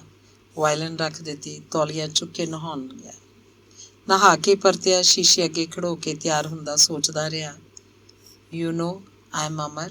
ਵਾਟ ਅਮਰ? ਛੱਡੋ। ਆਖੋ ਕੁਰਸੀ 'ਤੇ ਬੈਠ ਕੇ ਕਿਤਾਬ ਚੁੱਕ ਕੇ ਪੜ੍ਹਨ ਲੱਗ ਪਿਆ। ਬਹੁਤ ਦੇਰ ਪੜ੍ਹਦਾ ਰਿਹਾ। ਦੁਪਹਿਰ ਢਲ ਚੁੱਕੀ ਸੀ ਜਦੋਂ ਉੱਠ ਕੇ ਹੋਟਲ ਤੋਂ ਰੋਟੀ ਖਾਣ ਗਿਆ। ਇਹ ਸ਼ਹਿਰ, ਇਹ ਮਕਾਨ, ਇਹ ਲੋਕ, ਇਹ ਸੜਕਾਂ, ਇਹ ਦਰਖਤ, ਸਭ ਕੁਝ ਅਜੀਬ ਅਜੀਬ ਮਹਿਸੂਸ ਹੋ ਰਿਹਾ ਸੀ। ਜਦੋਂ ਵਾਪਸ ਆਇਆ, ਦਰਸ਼ਨ ਤੇ ਬਹਾਦਰ ਕਮਰੇ 'ਚ ਬੈਠੇ ਸਨ। ਅੱਜ ਯੂਨੀਵਰਸਿਟੀ ਨਹੀਂ ਆਏ? ਦਰਸ਼ਨ ਨੇ ਪੁੱਛਿਆ। ਜੀ ਨਹੀਂ ਕੀਤਾ, ਅਮਰ ਨੇ ਸਿਗਰਟ ਸੁਲਗਾਉਂਦਿਆਂ ਆਖਿਆ। ਤੁਹਾਨੂੰ ਪਤਾ ਹੈ ਚਾਵਲੇ ਨੂੰ ਪ੍ਰੋਫੈਸਰ ਬਣਾ ਰਹੇ ਨੇ। ਕੋਈ ਤਕੜੀ ਸਿਫਾਰਿਸ਼ ਲਿਆਇਆ ਲੱਗਦਾ, ਬਹਾਦਰ ਨੇ ਦੱਸਿਆ। ਅਮਰ ਨੇ ਕੋਈ ਹੁੰਗਾਰਾ ਨਹੀਂ ਭਰਿਆ। ਖੰਨੇ ਨੇ ਕਰਤਾ ਸਬਮਿਟ ਆਪਣਾ ਥੀਸਿਸ। ਇੰਟਰਵਿਊ ਤੋਂ ਪਹਿਲਾਂ ਰਿਜ਼ਲਟ ਵੀ ਕਢਵਾ ਲੈਣਾ ਉਹਨੇ। ਬਹਾਦਰ ਨੇ ਅਗਲੀ ਗੱਲ ਤੋਰੀ। ਛੱਡ ਪਰੇ ਦੁਨੀਆਦਾਰ ਲੋਕਾਂ ਦੀਆਂ ਗੱਲਾਂ, ਅਮਰ ਨੇ ਕਾਹਲੇ ਪੈ ਕੇ ਆਖਿਆ। ਕੁਝ ਪੈਸੇ ਹਨ? ਦਰਸ਼ਨ ਨੇ ਪੁੱਛਿਆ। ਕੀ ਗੱਲ? ਉਹ ਕਾਫਕੇ ਨੂੰ 2-4 ਮਹੀਨਿਆਂ ਲਈ ਪੰਜਾਬ ਤੋਂ ਬਾਹਰ ਭੇਜਣਾ ਹੈ। ਇਨ-ਲॉज ਜਾਂਦੇ ਜ਼ਿਆਦਾ ਹੀ ਖਿਆਲ ਰੱਖਣ ਲੱਗ ਪਏ ਨੇ। ਕਰ ਲਾਂਗੇ ਪ੍ਰਬੰਧ, ਅਮਰ ਨੇ ਜਵਾਬ ਦਿੱਤਾ। ਪਰ ਬਹਾਦਰ ਨੂੰ ਕਾਫਕਾ ਇਨ-ਲॉज ਸ਼ਬਦਾਂ ਦੇ ਅਸਲੀ ਅਰਥਾਂ ਦੀ ਕੋਈ ਸਮਝ ਨਾ ਲੱਗੀ। ਕਾਫਕਾ ਤਾਂ ਆਖਦਾ ਸੀ ਅਮਰ ਤੋਂ ਭਾਵੇਂ ਨਾ ਹੀ ਮੰਗੀ, ਦਰਸ਼ਨ ਨੇ ਦੱਸਿਆ। ਉਹਨਾਂ ਨੇ ਮੈਨੂੰ ਹਮੇਸ਼ਾ ਹੀ ਗਲਤ ਸਮਝਿਆ। ਉਦੋਂ ਵੀ ਗਲਤ ਹੀ ਸਮਝਿਆ ਸੀ। ਉਹ ਸਮਝਦੇ ਨੇ ਜ਼ਿੰਦਗੀ ਸਿਰਫ ਇੱਕੋ ਕੋਣ ਤੋਂ ਹੀ ਦੇਖੀ ਜਾ ਸਕਦੀ ਹੈ ਅਤੇ ਰੈਵੋਲਿਊਸ਼ਨ ਸਿਰਫ ਇੱਕੋ ਤਰ੍ਹਾਂ ਲਿਆਂਦਾ ਜਾ ਸਕਦਾ ਹੈ। ਖੈਰ ਜਾਣ ਦਿਓ ਪੁਰਾਣੀਆਂ ਗੱਲਾਂ। ਅਮਰ ਕੁਝ ਕਹਿੰਦਾ ਕਹਿੰਦਾ ਰੁਕ ਗਿਆ। ਹੱਥ ਨੇ ਸਿਨੇਮਾ ਚੱਲੀਏ? 2 ਰੁਪਏ ਤਾਂ ਮੇਰੇ ਕੋਲ ਹਨ। ਬਹਾਦਰ ਨੇ ਜੇਬ 'ਚੋਂ 2 ਰੁਪਏ ਦਾ ਨੋਟ ਕੱਢਦਿਆਂ ਅਮਰ ਨੂੰ ਪੁੱਛਿਆ। ਨਹੀਂ, ਪੀਆਂਗੇ ਅੱਜ ਤਾਂ, ਅਮਰ ਦਾ ਜਵਾਬ ਸੀ। ਵਾਹ, ਕਮਾਲ ਹੈ ਫਿਰ ਤਾਂ, ਬਹਾਦਰ ਖਿੜ ਗਿਆ। ਪਰ ਡਾਕਟਰ ਨੇ ਤੁਹਾਨੂੰ ਪੀਣ ਤੋਂ ਮਨ੍ਹਾ ਕੀਤਾ, ਦਰਸ਼ਨ ਨੇ ਚੇਤਾਵਨੀ ਦੇਣ ਵਾਂਗ ਆਖਿਆ। ਡਾਕਟਰ ਦਾ ਕੀ ਹੈ? ਅਮਰ ਨੇ ਲਾਪਰਵਾਹੀ ਨਾਲ ਕਿਹਾ। ਫਿਰ ਰਾਤ ਨੂੰ ਵੀ ਕੀ ਉਡੀਕਣਾ, ਹੁਣੇ ਲੈ ਆਉਣੇ। ਬਹਾਦਰ ਨੇ ਸਲਾਹ ਦਿੱਤੀ। ਜਾ ਲੈ ਆ। ਅਮਰ ਨੇ ਜੇਬ 'ਚੋਂ ਪੈਸੇ ਕੱਢ ਕੇ ਉਹਨੂੰ ਫੜਾਉਂਦਿਆਂ ਕਿਹਾ। ਬਹਾਦਰ ਚੁਟਕੀਆਂ ਵਜਾਉਂਦਿਆਂ ਪੌੜੀਆਂ ਲੈ ਗਿਆ। ਤੁਹਾਡੀ ਸੀਮਾ ਦੀਦੀ ਨਹੀਂ ਆ ਰਹੀ ਯੂਨੀਵਰਸਿਟੀ ਕਈ ਦਿਨਾਂ ਤੋਂ? ਅਮਰ ਨੇ ਦਰਸ਼ਨ ਤੋਂ ਸਰਸਰੀ ਪੁੱਛਿਆ। ਉਹ ਬਿਮਾਰ ਹੈ। ਕੀ ਹੋਇਆ? ਹੋਣੀ ਹੈ ਕੋਈ ਆਰਟਿਸਟਾਂ ਵਾਲੀ ਬਿਮਾਰੀ। ਨਰਵਸ ਟੈਂਸ਼ਨ, ਬਲੱਡ ਪ੍ਰੈਸ਼ਰ, ਇਨਸੋਮਨੀਆ ਜਾਂ? ਬਹਾਦਰ ਗਿਆ ਸੀ ਪਤਾ ਕਰਨ। ਉਂਝ ਤਾਂ ਉਹ ਪੁੱਛ ਕੇ ਨਹੀਂ ਆਇਆ? ਅਮਰ ਨੇ ਗੱਲ ਟੋਕ ਕੇ ਪੁੱਛਿਆ। ਆਖਦਾ ਸੀ ਬੇਜੀ ਆਖਦੇ ਨੇ। ਤਸਵੀਰ ਬਣਾਉਂਦੀ ਰਹੀ ਕਈ ਦਿਨ, ਕਈ ਰਾਤਾਂ, ਸੁੱਤੀ ਨਹੀਂ ਤੇ ਪਿੱਛੋਂ ਤਾਪ ਚੜ੍ਹ ਗਿਆ। ਮੈਡਮ ਦੇ ਪਿਤਾ ਜੀ ਨਹੀਂ? ਤੁਸੀਂ ਹਮੇਸ਼ਾ ਬੇਜੀ ਦੀ ਗੱਲ ਕਰਦੇ ਹੋ। ਮੈਡਮ ਦੇ ਬੇਜੀ ਹੀ ਨੇ, ਬਾਪੂ ਜੀ ਨਹੀਂ ਹਨ। ਭੈਣ ਭਾਈ? ਇੱਕ ਭੈਣ ਹੈ, ਉਹ ਵਲੈਤ ਵਿਆਹੀ ਹੋਈ ਹੈ। ਇੱਕ ਭਰਾ ਹੈ, ਉਹ ਫੌਜ 'ਚ ਹੈ। ਅਮਰ ਕੁਝ ਸੋਚਦਾ ਰਿਹਾ। ਕਿੰਨਾ ਹੀ ਚਿਰ ਇਉਂ ਲੰਘ ਗਿਆ। ਬਹਾਦਰ ਸ਼ਰਾਬ, ਚਿਪਸ, ਕਲੇਜੀ, ਦਾਲ ਭੁਜੀਆ, ਬੂੰਦੀ ਦਾ ਕਸੋਰਾ ਤੇ ਟਮਾਟਰ, ਕਿੰਨੀਆਂ ਸਾਰੀਆਂ ਚੀਜ਼ਾਂ ਲੈ ਕੇ ਪਹੁੰਚ ਗਿਆ। ਤੁਹਾਡੀ ਸੀਮਾ ਦੀਦੀ ਦੀ ਖਬਰ ਲੈਣ ਚੱਲੀਏ? ਜਦੋਂ ਥੋੜ੍ਹੀ ਜਿਹੀ ਚੜ੍ਹ ਗਈ, ਅਮਰ ਨੇ ਪੁੱਛਿਆ। ਨਾ ਬਾਬਾ ਨਾ, ਸ਼ਰਾਬ ਪੀ ਕੇ ਸੀਮਾ ਦੀਦੀ ਦੇ ਘਰ ਨਹੀਂ ਜਾ ਸਕਦੇ। ਬਹਾਦਰ ਕੰਨਾਂ ਨੂੰ ਹੱਥ ਲਾਉਂਦਾ ਬੋਲਿਆ। ਗੁਰਚਰਨ ਹੋਰਾਂ ਨੂੰ ਸੀਮਾ ਦੀਦੀ ਬਹੁਤ ਨਾਰਾਜ਼ ਹੋਈ ਸੀ ਪਤਾ ਲੱਗਣ 'ਤੇ। ਪਰ ਗੁਰਚਰਨ ਹੋਰਾਂ ਨੂੰ ਪੈਸੇ ਉਸੇ ਨੇ ਦਿੱਤੇ ਸੀ, ਦਰਸ਼ਨ ਨੇ ਆਖਿਆ। ਉਸ ਤੋਂ ਤਾਂ ਇਹ ਆਖ ਕੇ ਲਿਆਏ ਸੀ ਕਿ ਗੁਰਚਰਨ ਦੀ ਫੀਸ ਭਰਨੀ ਹੈ, ਨਾ ਕੱਟਿਆ ਗਿਆ। ਤੈਨੂੰ ਕਿਵੇਂ ਪਤਾ? ਮੈਂ ਵੀ ਤਾਂ ਨਾਲ ਹੀ ਸੀ, ਬਹਾਦਰ ਬੋਲਿਆ। ਓ ਆਖ ਕੇ ਅਮਰ ਨੇ ਆਪਣਾ ਭਰਿਆ ਗਲਾਸ ਇੱਕੋ ਸਾਈ ਖਾਲੀ ਕਰਕੇ ਮੇਜ਼ ਉੱਤੇ ਰੱਖ ਦਿੱਤਾ ਤੇ ਸਿਗਰਟ ਸੁਲਗਾ ਮੰਜੇ ਉੱਤੇ ਪੈ ਗਿਆ। ਹੋਰ ਨਹੀਂ ਪੀਣੀ? ਦਰਸ਼ਨ ਨੇ ਪੁੱਛਿਆ। ਨਹੀਂ, ਤੁਸੀਂ ਪੀਓ, ਅਮਰ ਨੇ ਆਖਿਆ। ਪਰ ਤੁਸੀਂ ਤਾਂ ਸਭ ਕੁਝ ਭੁੱਲ ਜਾਣ ਲਈ ਪੀਂਦੇ ਹੁੰਦੇ ਸੋ, ਅੱਜ ਛੇਤੀ ਮੈਦਾਨ ਛੱਡ ਗਏ? ਬਹਾਦਰ ਨੇ ਪੁੱਛਿਆ। ਅਮਰ ਨੇ ਕੋਈ ਉੱਤਰ ਨਹੀਂ ਦਿੱਤਾ। ਅੱਜ ਤਾਂ ਉਹ ਸਭ ਕੁਝ ਯਾਦ ਕਰਨਾ ਚਾਹੁੰਦਾ ਸੀ। ਸਭ ਕੁਝ, ਕਿ ਉਹ ਕੌਣ ਸੀ, ਉਹਦੇ ਮਾਂ-ਬਾਪ ਕੌਣ ਸਨ, ਇਹ ਲੋਕ ਕੌਣ ਨੇ, ਸੀਮਾ ਕੌਣ ਹੈ ਤੇ ਸਭ ਕੀ ਹੈ। 4 ਸਿਗਰਟਾਂ ਲਗਾਤਾਰ ਫੂਕੋ, ਆਖਰੀ ਟੋਟਾ ਸ਼ਰਾਬ ਵਾਲੇ ਗਲਾਸ 'ਚ ਸੁੱਟ ਕੰਧ ਵੱਲ ਮੂੰਹ ਕਰਕੇ ਪੈ ਗਿਆ। ਹੋਟਲ ਦਾ ਨੌਕਰ ਰੋਟੀ ਰੱਖ ਗਿਆ। ਦਰਸ਼ਨ ਨੂੰ ਰੋਟੀ ਤੋਂ ਪਤਾ ਨਹੀਂ ਕੀ ਯਾਦ ਆਇਆ। ਬੂਹਾ ਖੋਲ੍ਹ ਕੇ ਪੌੜੀਆਂ ਉਤਰ ਗਿਆ ਤੇ ਫਿਰ ਹਨੇਰੇ 'ਚ ਨਾ ਜਾਣੇ ਕਿੱਧਰੇ ਗੁੰਮ ਹੋ ਗਿਆ। ਬਹਾਦਰ ਨੇ ਅਮਰ ਨੂੰ ਨਹੀਂ ਪੁੱਛਿਆ, ਸਾਰੀ ਰੋਟੀ ਇਕੱਲਾ ਹੀ ਖਾ ਗਿਆ ਤੇ ਫਿਰ ਅਮਰ ਦੀ ਪੈਂਦ ਆ ਪਿਆ। ਅਮਰ ਨੇ ਲੱਤਾਂ ਇਕੱਠੀਆਂ ਕਰ ਲਈਆਂ। ਫਿਰ ਅਮਰ ਉੱਠ ਕੇ ਬੈਠ ਗਿਆ। ਬਹਾਦਰ ਵੱਲ ਤੱਕਦਾ ਰਿਹਾ। ਤੁਸੀਂ ਸਾਰੇ ਮੈਡਮ ਨੂੰ ਦੀਦੀ ਆਖਦੇ ਹੋ ਨਾ ਬਹਾਦਰ? ਅਮਰ ਨੇ ਪੁੱਛਿਆ। ਬਾਕੀ ਤਾਂ ਸਾਰੇ ਐਵੇਂ ਹੀ ਆਖਦੇ ਨੇ ਸਾਲੇ। ਹਾਂ, ਮੇਰੀ ਉਹ ਦੀਦੀ ਹੋਈ ਹੈ, ਆਪਣਾ ਹੋਰ ਜੋ ਕੋਈ ਨਹੀਂ ਦੀਦੀ ਹੈ, ਆਖਦਾ ਬਹਾਦਰ ਉਂਗਲਾ ਗਿਆ ਤੇ ਦੂਜੇ ਪਲ ਬਹਾਦਰ ਕੁਰਾੜੇ ਮਾਰ ਰਿਹਾ ਸੀ। ਅਮਰ ਉੱਠਿਆ, ਪਾਣੀ ਪੀਤਾ, ਪੌੜੀਆਂ ਚੜ੍ਹ ਧੁਰ ਉੱਪਰਲੀ ਛੱਤ 'ਤੇ ਆ ਗਿਆ। ਉਹਨੂੰ ਸਮਝ ਨਹੀਂ ਆ ਰਹੀ ਸੀ ਕਿ ਅੱਜ ਉਹ ਐਡਾ ਪਰੇਸ਼ਾਨ ਕਿਸ ਗੱਲੋਂ ਸੀ। ਦੂਰ ਕਿਧਰੇ ਕੁੱਤੇ ਭੌਂਕ ਰਹੇ ਸਨ। ਉਹਨੇ ਆਕੜ ਭੰਨੀ, ਉਬਾਸੀ ਲਈ, ਫਿਰ ਭੁੰਜੇ ਹੀ ਪੈ ਗਿਆ। ਖਾਲੀ ਖਾਲੀ ਨਜ਼ਰਾਂ ਨਾਲ ਤਾਰਿਆਂ ਵੱਲ ਝਾਕਦਾ ਰਿਹਾ। ਧੰਨਵਾਦ।